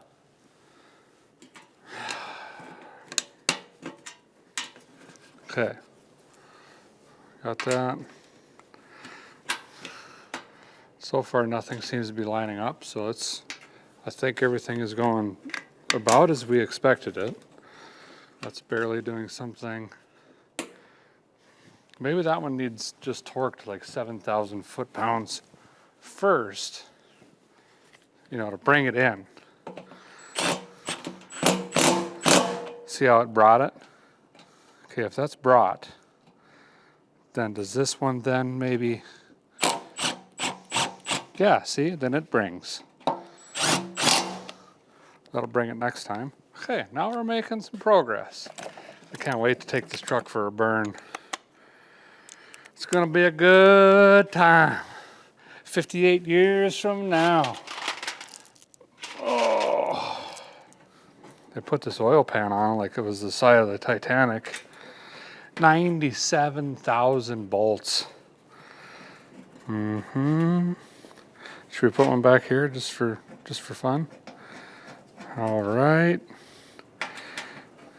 Thought about trying to find a chrome one of these, but then I figured it would just leak, you know.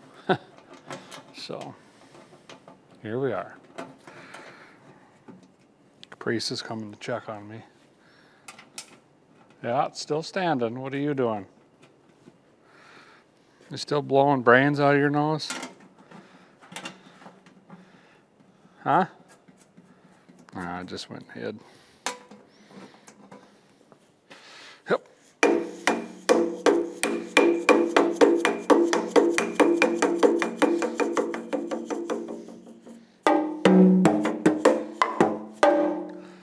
Okay, got that started. Seal is greased. I got my putter inner 6000 on. Let me go get the rest of it. We'll get that pressed on quick. Don't get the right wrench, just get the... Put your answer down in the comments there. See how many get it right. This seems to be seems to be going, boy, it's getting late. This seems to be going swimmingly well. Mouth isn't even moving anymore. How do you know when you're done? I think that happens. Yep. Okay. Sure.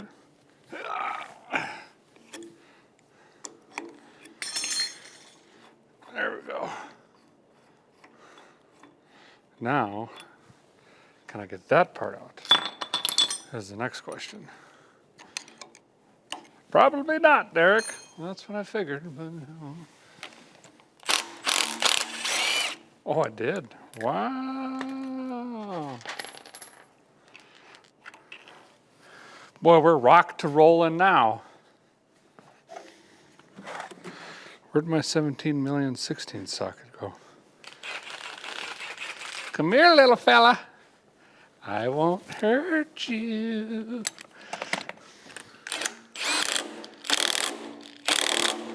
Torqued. Now, does the timing mark line up? Actually, it does.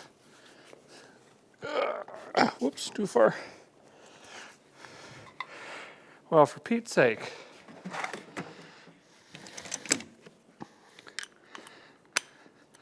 Well, I had that right on the money, and then I hit it with the Ooga Dooga.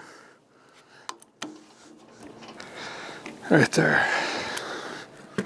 Now that the RTV's settled down, I'm going to go around and crack these to 9 FTLBSs, period. Should have them all pretty close. Yep, based on the crunch in my elbow. There we go.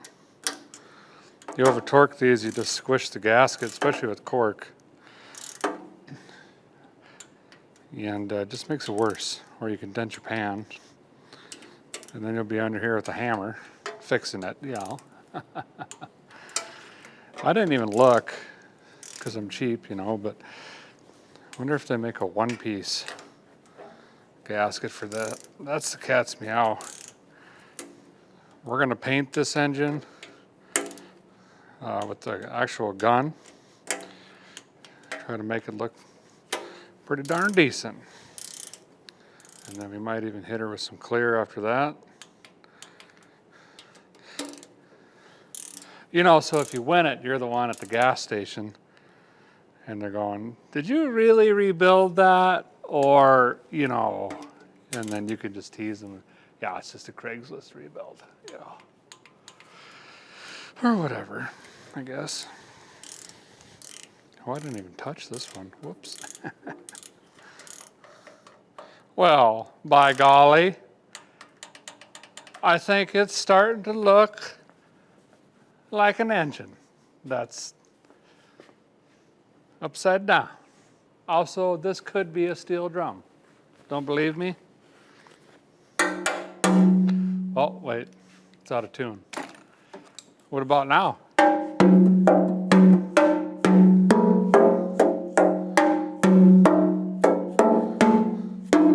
think I could work at one of those resorts, you know what I mean? Gotta get the water wheeler on. Guessing this is a hardware, I don't know. It's the only four that look similar. So that's what we're going with, you know. This is a new pump, we just put this on. Ain't no reason to change it. It's also got my sensor in it for the digital fans that I'm too lazy to take out, so this is what we're going with. Doodabber.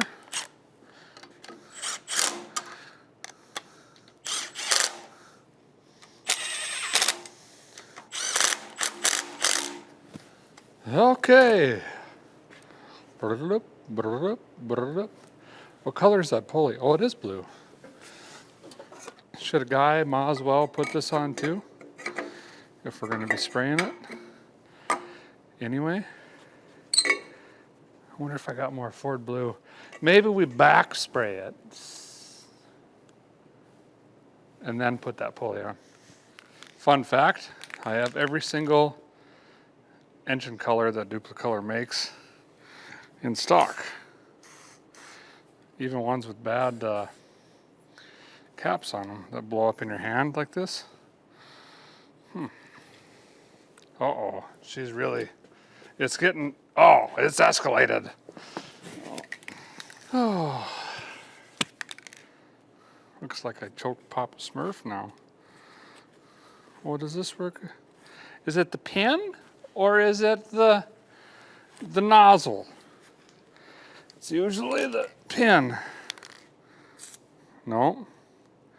In this case,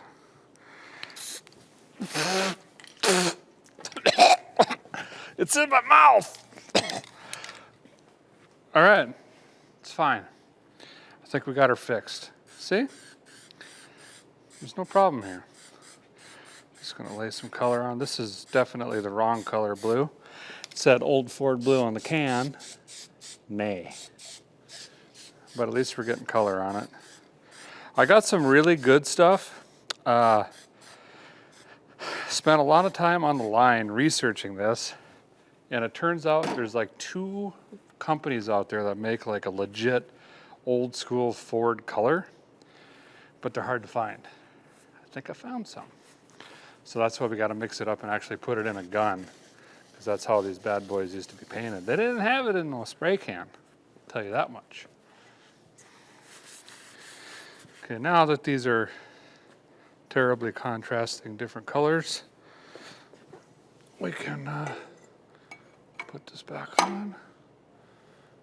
There we go. It's been a while since I drank spray paint. It's not that bad. It's kind of pepperminty. I mean, I wouldn't recommend it, especially if you're wanting to have children, but you know, I'm just throwing it out there if you're curious. Boy, these threads don't seem happy. I think we'll just hit them with the impact. Oh, right back in the oil. I was just lubricating the threads, that's all. Yeah.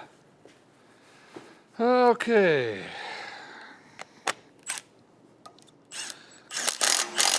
Ooh, that's wrong. Something's not right.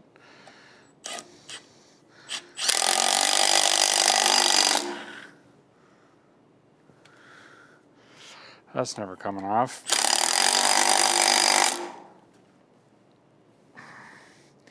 Okay, if you win this and the water pump goes bad, order a pulley. That's all I'm saying. Sorry.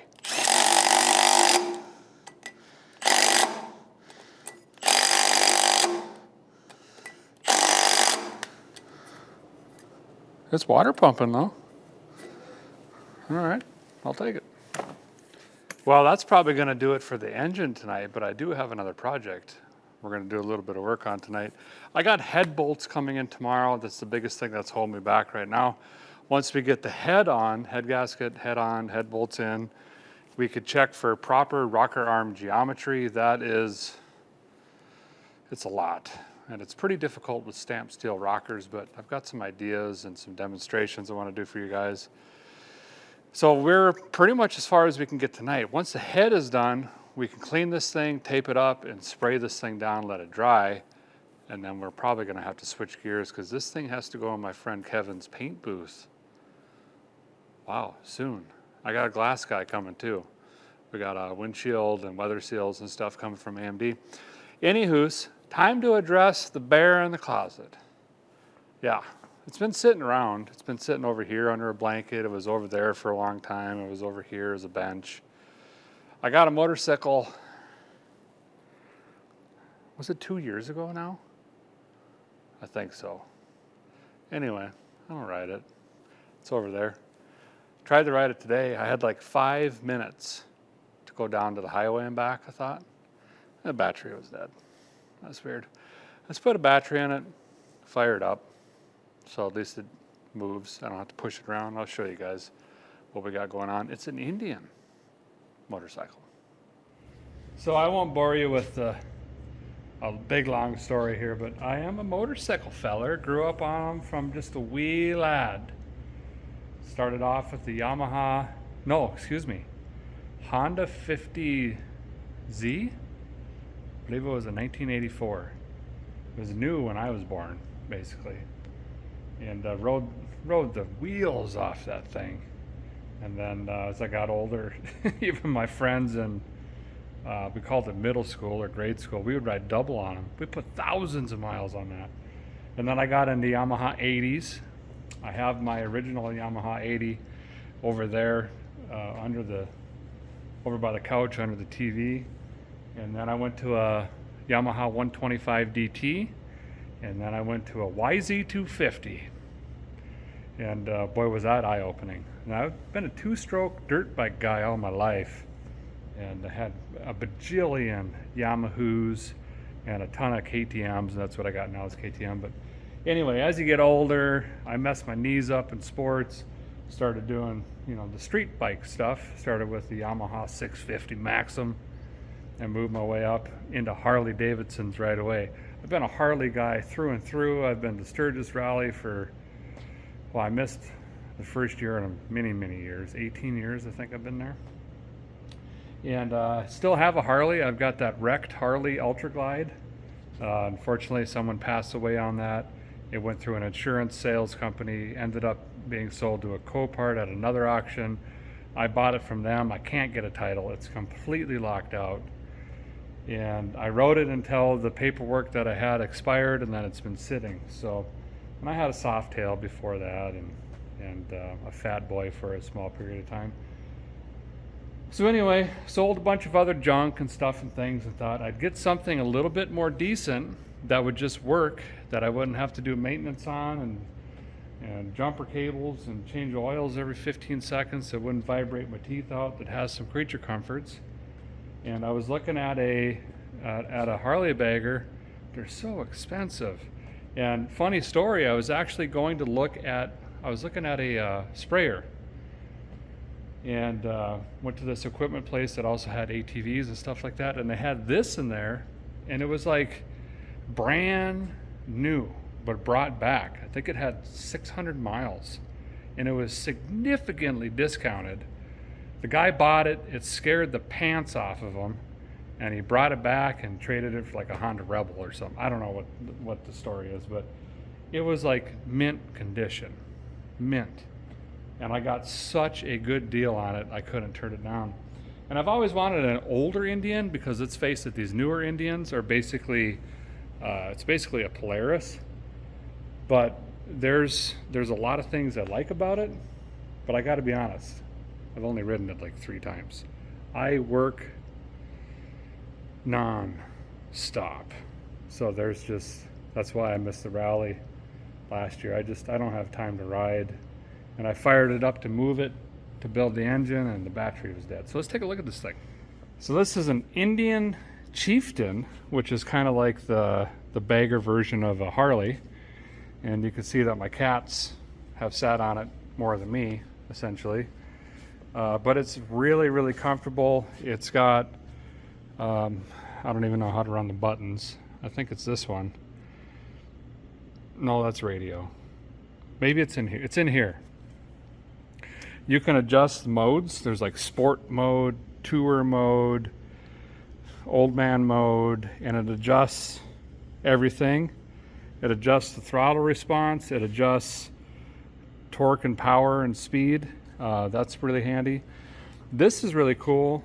Once we get it fired up, I'll show you. But you can actually bring this down. You know, like the Harley Davidson's, one of the most common mods is you put that little tinted windshield on.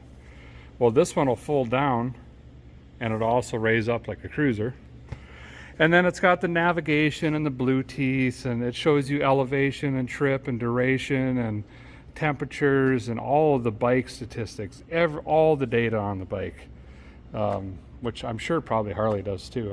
I've never been on a new Harley. But I like that it's an Indian. I like the old school looks, you know, all this old stuff. It's the big boy. I think it's a 111. No, it's bigger than that. I know it's a couple cubic inches bigger than the Harley. Is it 115, 113? I don't know. I have no idea. I don't even know what year it is. If you guys know, you can bloop it so other people know. It's not new. It's a couple of years old, I think. But I think that's the only thing the old boy put on it. So anyway, we got to put a battery on. Look at this. It comes with Fox suspension out of the box. Agadinum. This had the original Polaris battery in it. They make their own batteries. See? I tried to tell you. It's junk. That's pretty cool though. One of their facilities is over by my old shop in Wisconsin, where they made all the snow machines and stuff. But this thing it won't take a charge. It just says bad. So I know the burning question. How fast is it? Does it pop a wheelie? Will it do a burnout? Haven't done a ton of stuff. And you're probably not going to like what I'm about to say if you're a Harley fan. I'm just warning you now. Might be a good time to go to the fridge and get a cold snack. So my, what is it called? Ultra Glide that what's the big one? The touring one. I think that's what it is. I stripped it down to a bagger like this. It had the big stuff and things. You've probably seen it. Anyway, that was faster than my brother's newer Heritage Softail. And not a lot, like 3 bikes worth. And he's heavier than me, so they were probably actually about even. Now, I have beat the socks off of that other Harley Davidson. And I know it very, very, very, very well. And I'm telling you, flat out, without a doubt, this motorcycle is considerably faster. I mean, considerably faster. I know you didn't want to hear that, but it is what it is. That being said, I really do love Harley Davidson because of the history. Well, same with Indian. It's too bad what happened to the company, but I love Harley Davidson history. I love the sound. I love the tingling elbows and the noise and the leaking oil and just the heritage, I guess. You can't make that stuff up. The story of it. The guy built it out of his garage, and it brought so many different people together. Sturgis Rally, you have dentists and accountants and architects and self-employed people and retired folks, and I've met so many good people going to motorcycle rallies. And they don't have to ride a Harley, don't get me wrong. I mean, they could be riding a Kawasaki, I don't care, but I'm just saying it's really cool what the motorcycle community itself is. It's kind of part of the car community, but it's also kind of its own niche too. But I just love the history of Harley in Indian. There we go. This must be the beep boop box that does all this stuff, you know. I don't know. Help me if this thing breaks down. Calling AAA, tell you that much. Okay. Should have juice. Yep. Boom.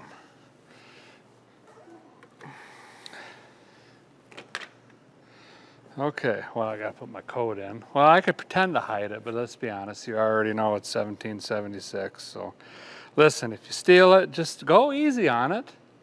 It ain't got too many miles yet. This won't start on the kickstand. Safety stuff. Oh, I'm getting a phone call. He said if everything goes as planned, the glass guy will be there tomorrow at 2. Well, that's good news. We're getting live updates. And he does have the square body dash. Dash? I don't want a dash. I need a windshield. Maybe that's what he meant. Anyway, let's fire this up. How do you do that? Neutral.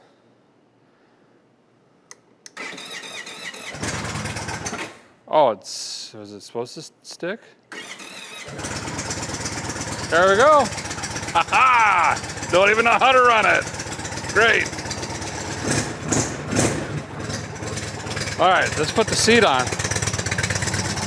Sounds pretty good, doesn't it? Well, it's hard to tell over the interwaves, but for stock exhaust, it ain't shabby. This has a, I don't know what to call them, 2-up? No. Yeah, maybe. There's another seat that slides down in here. It's more comfortable for Jessica.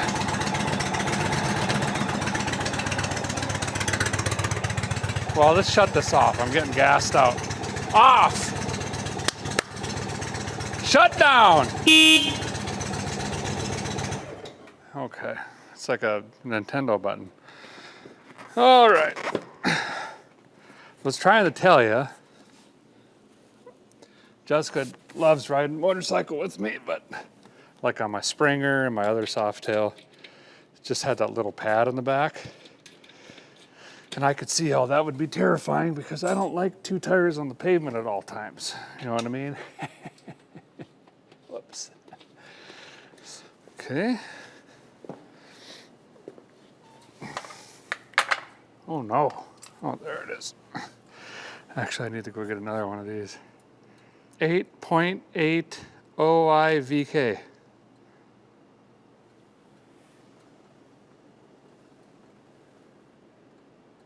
So is that like 5/16? I don't understand. Well, there you go. Indian Chieftain. Will a new motorcycle run after 2 years? Yeah, of course it will. So anyway, when we're done with the 300, I'll just push it back over there and put it on a blanket and let the cats pee on it some more. Cool. Well, guys, that's probably going to do it for tonight. It is very, very late. I did a Insta-letter and Face Space Live the other day. Just cleaning the shop, picking up tools, organizing, putting stuff in the bins. And there are a lot of people like, you should include that in your videos, but I don't know. It seems like pretty boring to watch. You guys let me know. You can bleep it down below, but that's basically what I've got to do tonight is I go through all of my tools, wipe all the grease off of them, put them back in the cabinets, start charging the batteries, put all the tools back, pick up all the rags, wipe the floor down, clean the filters out in the HVAC, shut the compressor off, drain that, roll the hoses up, make sure that the electronics are all unplugged, everything like that. Got to turn off the water in the bathroom, make sure nothing's running, and call it a night. We'll see you guys in the morning. I don't know where this goes. It's got RTV all over it. Anyway, we'll see you guys in the morning. Hopefully we can finish up this 300 soon. Hey, good morning. Great news. Our missing puzzle piece has arrived. Head bolts. I've confirmed those are the right length. I've cleaned up the block once again, confirmed my head gasket is correct. We'll talk about head gaskets more here in a minute. But first, we've got to finish assembling our head before we could put that on here. We need to put valve springs on. Let's get after it. So obviously we got our head sitting here. The machine shop did a 75 million axis, valve job on it. And they've got the valves installed. They got the valve seals in. But the big piece we're missing is our springs. The shop didn't know what cam kit I was going to go with, so they just kind of got it set up over here. Now I've got that stuff right here, and retainers right here. So we're going to go ahead and pop this together quick and get it assembled. We're going to make sure it's perfectly clean, and then we'll get it on that engine. So I've got two whipped on here quick just to show you what they look like when they're all together. Obviously you guys have seen this a lot in your engines. The only difference is here we're putting new springs in, which is going to accommodate the lift and performance of our new camshaft. Now, there is a lot that goes into the valve spring setup, installed height, ID and OD of your springs, all this stuff. There's different keepers and retainers and rotators and rotator eliminators, and there's a lot. I'm just going to keep this really, really, really simple for you. From this plate right here to the top of your seal, your lift of your camshaft cannot be greater than from there to there. That's all it is. Because if it's greater, this is going to bottom out and cause damage. Also, if you have a decent camshaft with good lift, you need to change your springs. Your stock springs will not keep up with your new camshaft. You're going to have terrible binding issues. They can break. You could be floating your valve train. So just keep that in mind. And there are a lot of very mild camshafts out there that will tell you your stock springs are fine. In this case, they're not. Now I'm using my tool here. There's a lot of different tools. I do this a lot, so I've invested in a pretty nice tool. But essentially, this just goes on like this. I turn this handle. It drives the spring down. I can go ahead and then drop my locks in, and that's it. I'll show you guys a couple here and then get this done. Spring. Grab my tool here. That'll kind of help me hold that in place.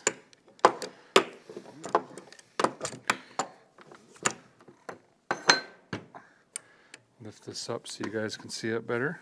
Of course, then I can't see it, but that's okay. You'll just tell me what's going on. So we're driving that down.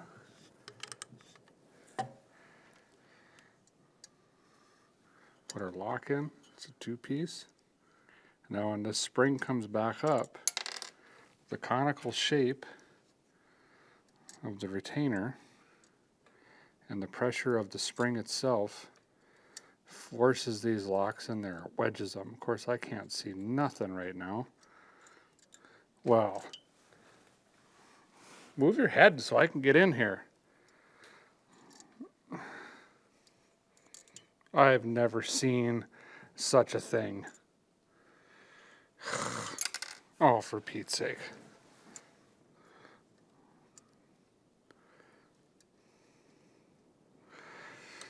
Okay.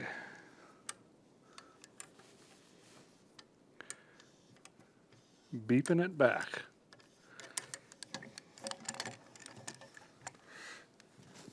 There we go. Okay, we'll try another one here.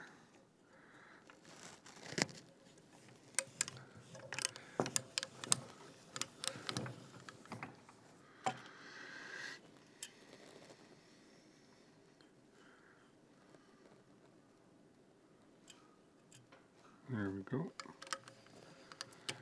If you guys want to see valve seals replaced, maybe in the truck or the car, let me know. I do have a couple rigs that actually need these replaced, but the heads would be on the vehicle. So we'd have to, pull out the sparkulators. We can use air. We could put rope in the combustion chamber to keep the valves up so they don't fall down when we're working on these. You remove the springs, then we could replace these and put it back together. But if you want to see that, bleep bloop it. We can maybe make that happen. Remington needs seals terribly bad. Well, a guy did go on right ahead and get that fully assembled. So this bad boy is ready to throw on the 300 over there. Now, when it comes to head gaskets, there's a lot more than meets the eye. That was really weird. Sorry about that. Anyway, there's a lot of different materials that make these up. Believe it or not, it's not just what they throw over the counter. So, if you're aiming for a particular compression ratio, for example, or you have a build where you know you're running nitrous or boost or whatever it may be, you really have to pay attention to your head gasket, not only the material that makes it, but the thickness can change your compression ratio as well. So keep all of that in mind. In this case, we're just using this Velcro one. Checking it over here. Yep, looking pretty good. There's no studs or anything to keep this right in place, but that's okay. I've also noticed none of the head bolts go into water jackets, so we won't be using any sort of sealant. We'll probably just use some motor oil and make sure that the head bolts are nice and lubricated so that they're not galling or sticking when we go to torque these. We want the torque specs to be within 700 foot-pounds, give or take. Okay, let me get the head. So much junk in the way.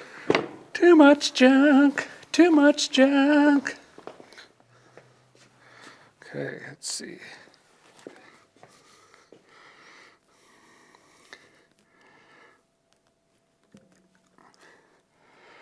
I mean, I don't really know. Gonna need to get a bolt out for reference here. One in the back, one in the front. We can at least get it lined up. Okay, yeah, that one's happy. I think we're there. Yep. Okay, sure. Looking good. Liking what I see. All right. Yep. Now, get my oil can back. Just get these little spritz. I'll probably just put a little dollop on the top here as well. These are a kind of a flange head. Phalangely. It's a built-in washer, and we don't want that digging in either and giving us an inaccurate reading. So we're going to put a little bit there too. Okay.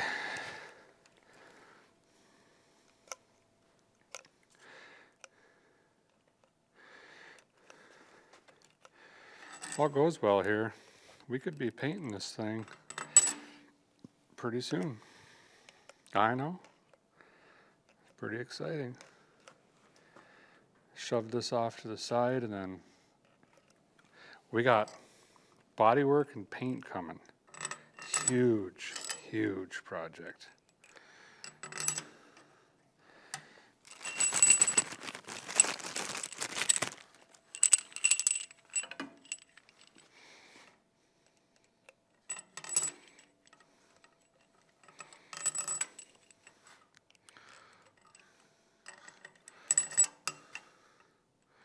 Kind of nice these don't go into water jackets or anything like that, because it's going to be a lot more reliable. It's a area that is very prone to leaking in some other cases. So if you don't have to worry about water jackets working their way up through the bolts like on a big block Chevy, for example, hey, that's great. And just like before, I'm gonna get an impact, not to impact, but just to get them, can we get them down just to where they're like that? That's all we're doing. Not even tightening, just saving time.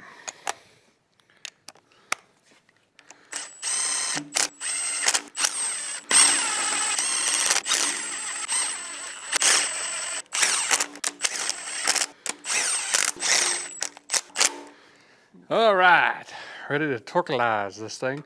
We're gonna do it in 3 steps. 55, 65, and 85. That sounds good enough. Now, any head, you torque from the middle out. And it's usually, I just say circular pattern, but we just got 1 here. So I'm gonna go 1, 2, 3, 4, and then exit. 5, 6, 7, 8, 9, 10, see the X pattern, 11, 12, 13, 14. Okay, so let me get this thing torqued up. Might be pulling the engine all over this room like a 2-step. We're doing it in stages because fresh bolts, they're gonna stretch a little bit.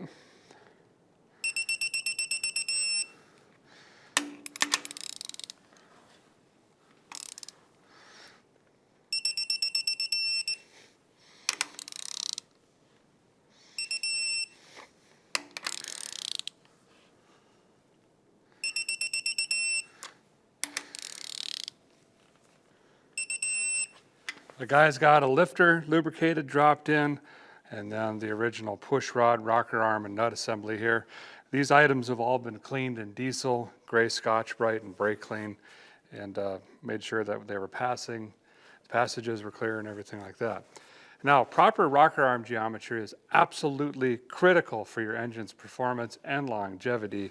You can really put a lot of unwanted stress on your engine, or you're just not going to be maximizing the lift of your cam, or like I said, you're going to be wearing things out extremely fast. A lot of people think that you just play around with a push rod and the result is proper rocker arm geometry, but it's actually the opposite. You figure out your geometry first, and the result of that is the exact length push rod. And this is a pretty intense process, although if you just look at it a few times, I'm positive you guys can understand. It's wordy, it's fairly lengthy. I've done it before, I don't have a whiteboard here. We're gonna go back in time and I'm gonna show you way back at the Wisconsin shop when we were building an engine, how to figure out precise rocker arm geometry so you know the exact length push rod to get for your setup. Now in that particular case, keep in mind it's for a V8, it's for a completely different cam, but a lot of things stay true. The equations are exactly the same. The relationship to a 3/8, 7/16 stud stay the same as far as turns, everything like that. So it's completely applicable for your build.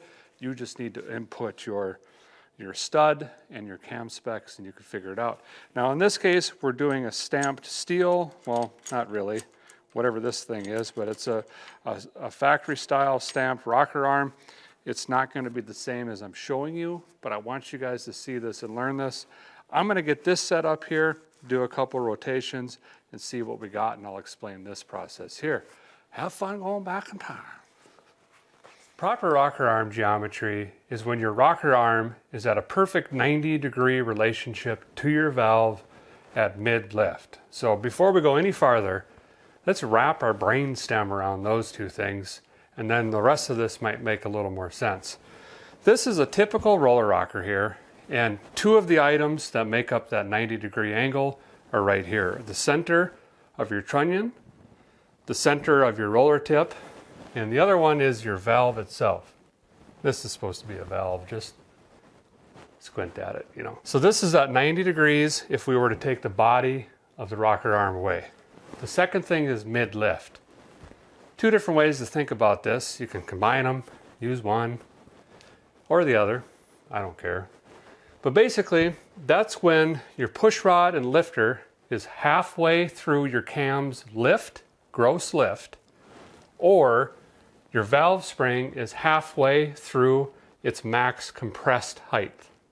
As an example, The lift on this cam on the exhaust side is 671.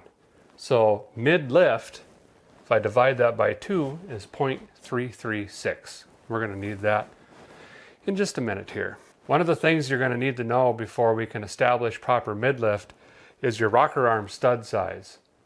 If you have a 3/8 stud, that's going to be 24 threads per inch or 42 thousandths of an inch per turn on your rocker nut. If you have 7/16 inch studs, that's 20 threads per inch or 50 thousandths per turn on your rocker nut. So if we come over here, the 3 basic steps we're going to be taking is we're going to establish initially a 90 degrees to the valve, and we're going to use the retainer on the spring because we know that that's parallel to the bottom of the valve. Then we're going to calculate half of our lift, which we've already done here.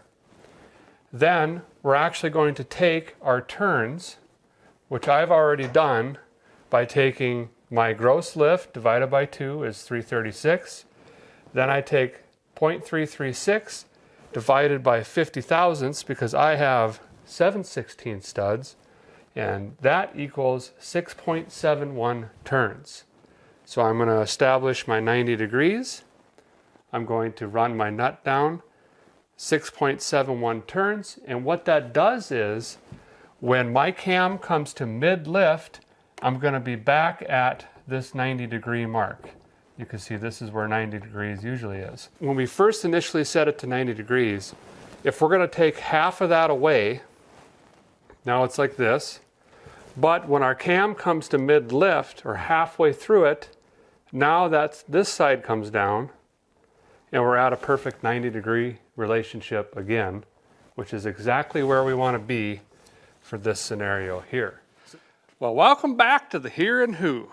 So now you guys know how to set, your rocker arm geometry up to get that just nailed. Now, in a lot of cases, in most cases, you guys have rocker arms that look like this guy here, or you've got some stamped steel ones or whatever. That's not a roller rocker, and you're just trying to get your rig down to bingo. You know what I mean? So what do you do, right? You just changed cams, you just changed springs. How do we make sure this is close enough? I'm going to take a marker. You can use nail polish, paint marker, whatever. And I'm going to color the top of my valve stem here and let it dry. We're going to be creating a line across this way. So if I'm using a marker, I'm going to be sure to go this way so we're not confusing ourselves. Let that dry. And basically all we're going to be doing is setting up this valve train to 0 lash. We're going to be rotating the engine the normal way that it rotates. And then we're going to look at the travel path or the relationship between the rocker arm and the valve stem tip. Ideally, we're looking for the narrowest path closest to the center of the valve stem. Now, these lifters are not pumped up, and no, they do not need to be pumped up to figure out 0 lash. They do not need to be pumped up if you're putting in new ones. They do not need to be pumped up to figure out all your rocker arm geometry and everything else. That is a wives' tale and a myth. I've never done it that way. Now, you can if you want. If you want to soak them in a bucket of oil overnight, sure, go right ahead.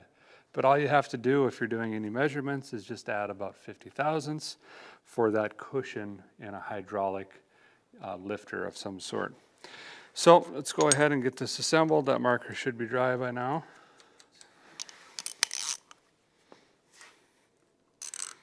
Oh, I ruined that socket on sick week. Didn't I? You did. Well, I warned you. Well, we was in a hurry, remember, and we had to get it done. Yeah, I suppose. I'm lifting up the back of the rocker here so I could feel that coming down into my push rod. Now, all 0 lash is, see how this is moving up and down? Definitely not a 0. We could spin it super easy, okay?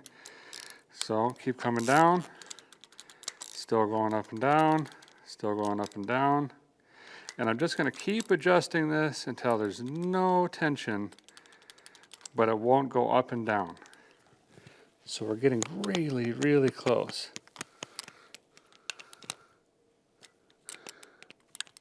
Almost there.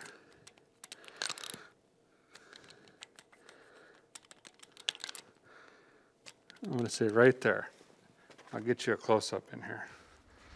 So here we can see the lifter cup is not depressed. That's depressed. It's not. The lifter cup is up against the spring retainer. See that on the right, upper right side? It's up.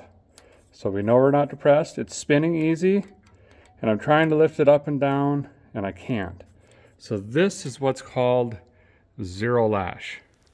So now we're going to give this a couple rotations. Remember earlier when we were building this thing, I said, boy, we really don't want to be rotating this a bunch. We need to save it for later, right? Well, here we are.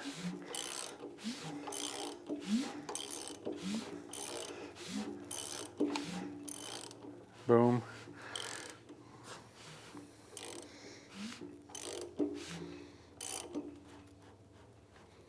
Believe that should be top dead center. Yeah, I can see the piston there. Perfect.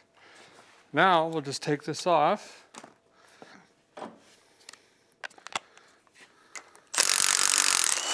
It took a few more trips around, but that's not going to hurt it at all.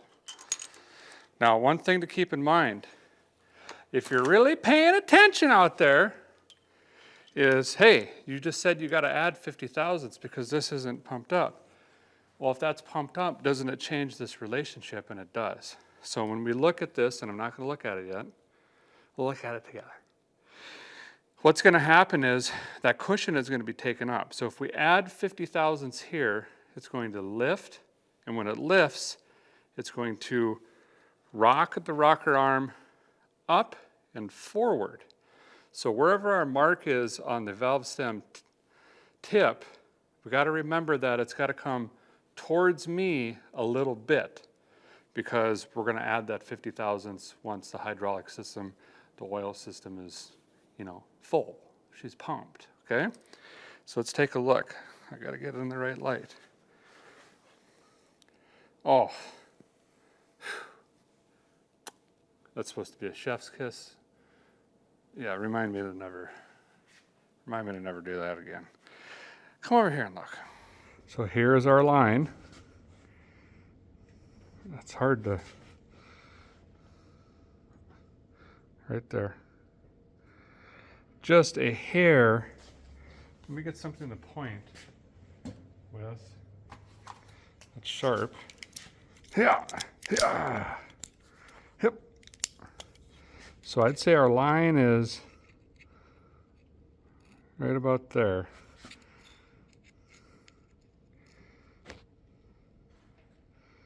So if we add 50 thousandths, it's going to bring it out a titch, which is going to be absolutely dead center of that thing.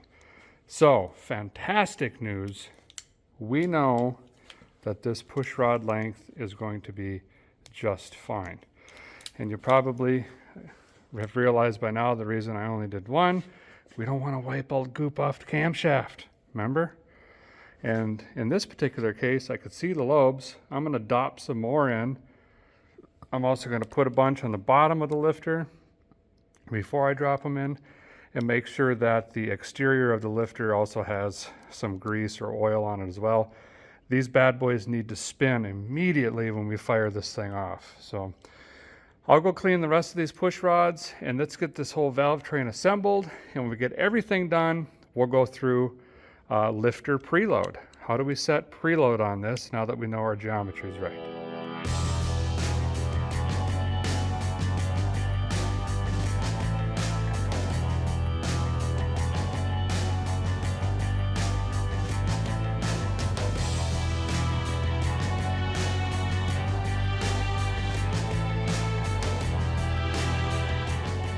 Well, a guy did get the valve train assembled here. Now, if you're like me, I'm like that Dory lady from that fish movie. I can't think of one thing for more than 2 minutes, and I float away to, ooh, look at that. Oh, is that McGuire's wheel cleaner? Why is it on my weld? It's not. Anyway, so now we got to set zero lash in all of this. We got to set our preload. Now, there's a lot of different ways to do this, and I do it a very old school way. I actually learned from my father at a dirt track. I watched him do this after every heat or qualifying a race. He'd come in, pop the valve covers off, and he'd be lashing. He had to be quick, had to be accurate, because he ain't got time. And that's where I learned it from, and a lot of old school, old timers use it as well, and it's just easier in my opinion. Now, the traditional way is, okay, at 12 o'clock on the crank, you got this valve closed, this one's open, that's closed, you could do this one, not that one, this one, that one, then you rotate it 42 degrees, then you do this one, and that one, but not this one, and then you rotate it a quarter turn to do that one. Come on, right? Let's not worry about firing order and what valve is closed and what valve is not. Do it my way, it'll save you a cajillion hours. It doesn't matter if the lifter is pumped up. It doesn't matter if the lifter is brand new in this case. It doesn't matter if your engine was running and you just want to do it because you changed the cam or did something else, you changed valve seals, like we were talking earlier. It will work if it's a hydraulic lifter, whether it's a flat tappet or a roller. If it's hydraulic, I don't care if it's a 3-cylinder, 4-cylinder, 97-cylinder, inline, V, does not matter. If it's hydraulic, it'll work. Now, remember how we just set 0 lash on this one a second ago? We're going to do that, except to every single one of these. Okay, we're going to go to 0 lash on all of these. And I know that sounds weird, because you're thinking, well, wait a minute, cam's got lobes. I know. We're going to set this to 0 lash. We're going to rotate the motor about a quarter turn. We're going to check them all, make any adjustments back to 0 lash, quarter turn, check it, quarter turn, check it, quarter turn, check it. We're going to do 4 complete rotations because it's a 4-stroke engine, making sure we touch everything a couple times. So let me get that done, and then I'll be right back with you. Just take your time. Nice thing about this is, if you get a phone call, if the old lady bellers and says it's time for pork chops, if you get a knock at the door, hey, how you doing? All right, how are you, sir? Good. Oh, thank you. Express delivery. Appreciate it. See? I don't even need to know where I'm at. I just go, okay, well, I need to get these to 0 lash. Perfect. And then you just come back and just get right back on her again. See, this one is up on a lobe. See, so we're not turning the nut as far.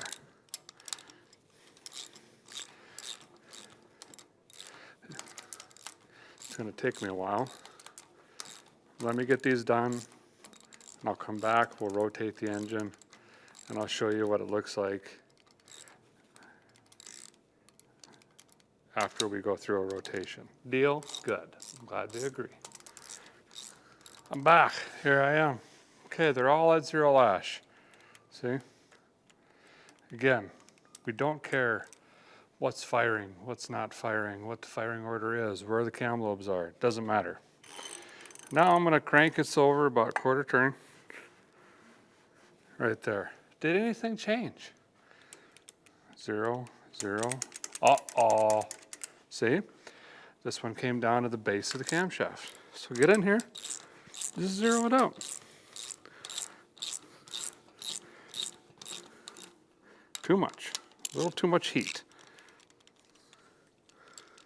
Right there. Good, good. Uh-oh. Just 0 it out. 0 it out. Right here. 0 lash. Let's bring it down.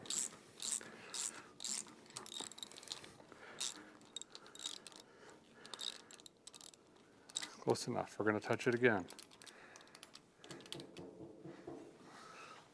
Got a knock at the door. There's a guy hauling rock for me for the barn.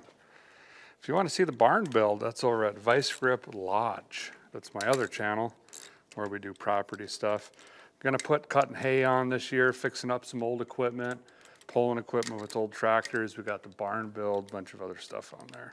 But see, multiple times the guy's gotten interrupted. We would have forgot what valve we was on. Doesn't matter to us. Okay. Rotator again. What do we got? Uh-oh. That's okay. Bring her down to 0. Bring it down. Just get it in there.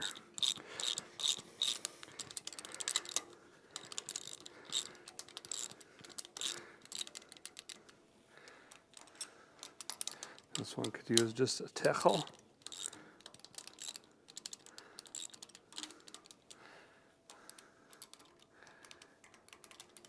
Just a tickle more there. Okay, another turn.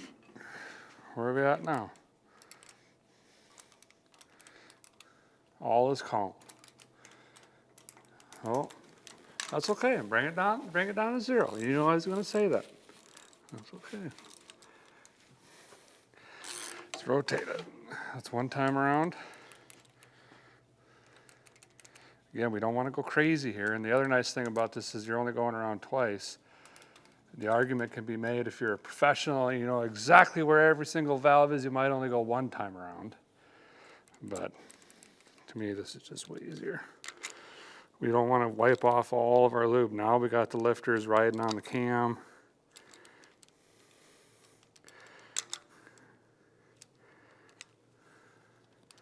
Going to get a little bit more finite now. We're getting down to the end.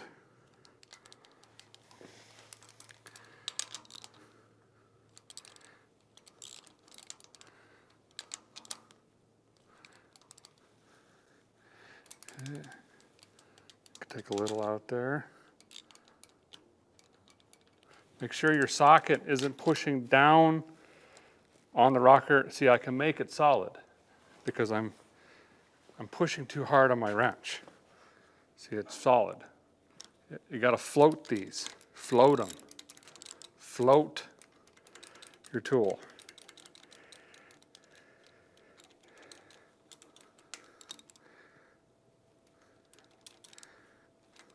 Okay.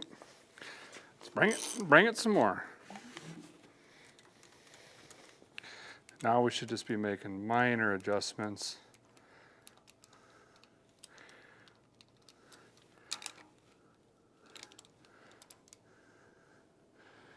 If they're tight, they're up on a lobe, don't worry about it. Doesn't mean nothing bad.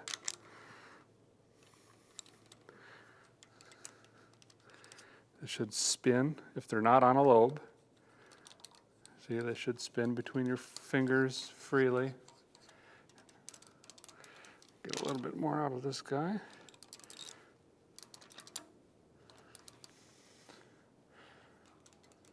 Okay. You guys know the process. I can see it in your eyes. You know what's happening now.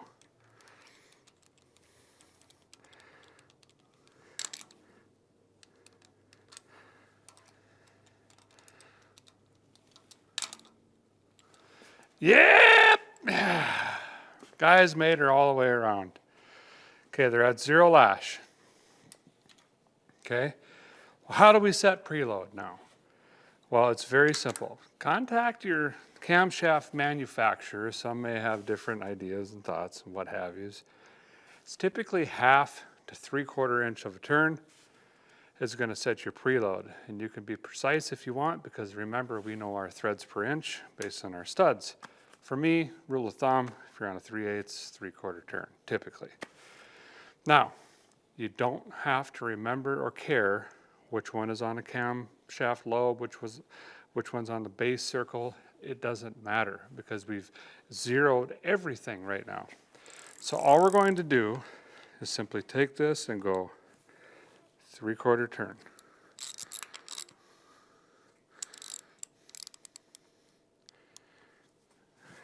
Three-quarter turn. All the way down. It doesn't matter where it is. Every single one gets the same amount. Some will be a little bit easier because they're on the base. Some are going to be on a lobe. You might actually be opening a valve. That's okay. It's going to be a little bit harder to turn. Don't mind it. Just get through here. 3/4, 3/4, 3/4.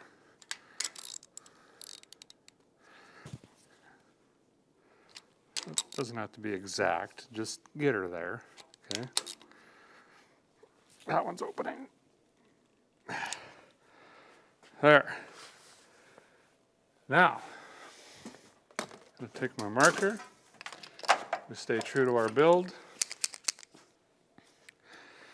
And I need to mark all of these so that I know when I come back to this engine, preload's already been set, everything's fine. And we're good to go. And that's it, guys. So now that you've gone 3/4 turn or whatever it is for your particular application, you've added your preload. Now when these lifters pump up, you're good. You're home. That's it. That's it. You're done. That's the whole entire process.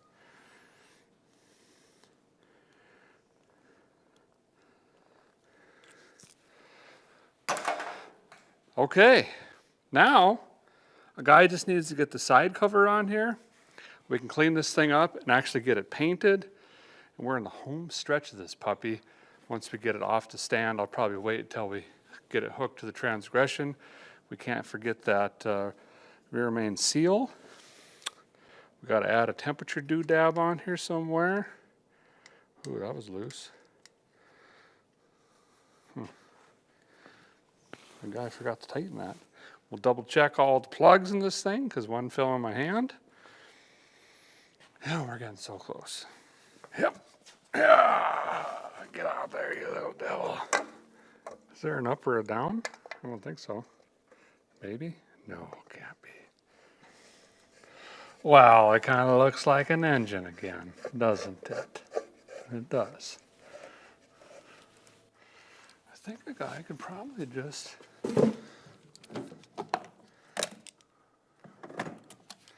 use an electric wrist, you know. I'm guessing these are like 112 foot-pounds. Sounds about right. Uh-oh. We getting crooked here? What's going on?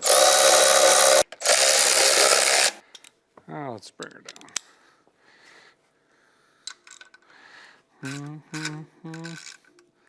Sure. We'll just wait until this leaks oil everywhere when it's running. And right before it kicks the rod out, we'll reach down in here and tighten this up so it doesn't leak.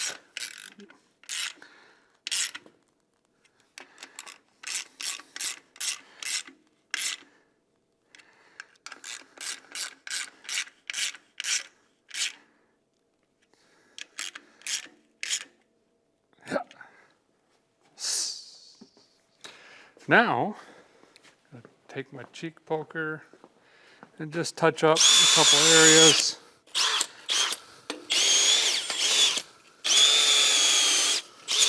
Here and there, not everywhere.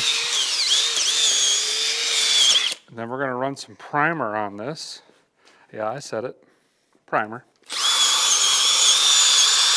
Before we get to spraying some paint. Brand new billet block, billet application. Yeah. Oh, you want to breathe that dust in. There you go. Okay, probably need some wind. No, let's give her a bath first, then we'll wind it. Where's my bath tray? Boy, we got a lot of extra hardware. Don't worry about that. When we're all done, what I'll do is sprinkle this over the top. And then they'll find their way, you know. I could have just bent over and been done an hour ago, but too lazy.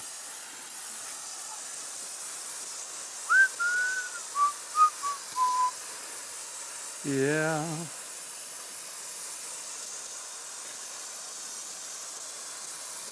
Scrub-a-dub-dub in the tub. You gotta get clean for paint now. Anywhere but into the crankcase, basically. Unless you want to, sure.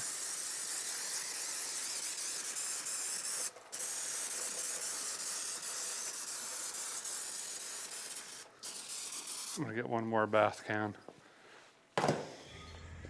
All right, guys, got it wiped all down, taped off a few different things, not everything.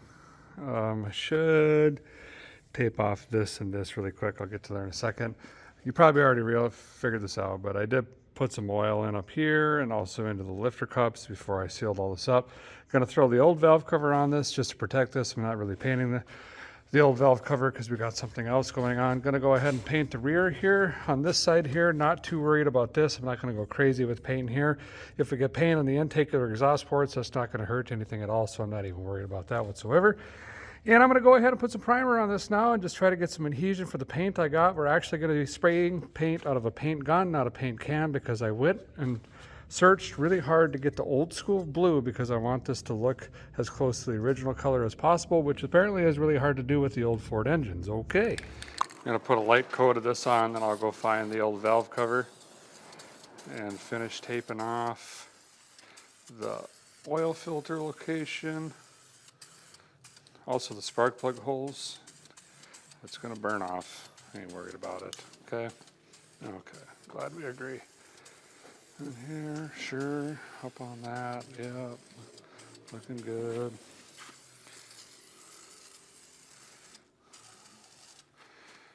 Black pants. Spinning the G's. Remember that song? I don't know why it was a song, but it was. Okay. Got some oil down in here. I don't really like that. There we go. Blast it up in my eyeballs instead. Perfect.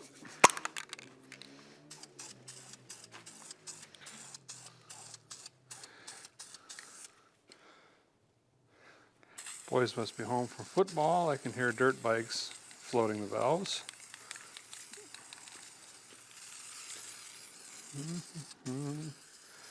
Yada yada.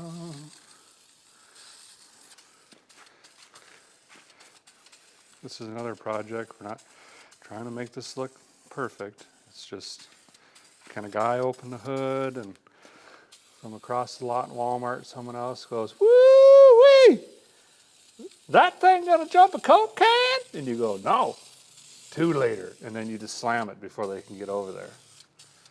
You know? Engine's all primarized. Over here on the table we got Eastwood Old Ford Blue. There's a couple old companies that make something, I guess even more exact, but you can't find it. It's old stuff. This, from what I read, is as close as we can get now. So gonna go ahead and mix this up, find a gun, I don't know, run some spit through that and see if we can lay some color down. Well, I'm gonna use the old Junk Master 47. I don't know, I've used this probably 3 or 4 times now, putting clear coat on. Should probably work. No, that's fine. As long as it just does color stuff.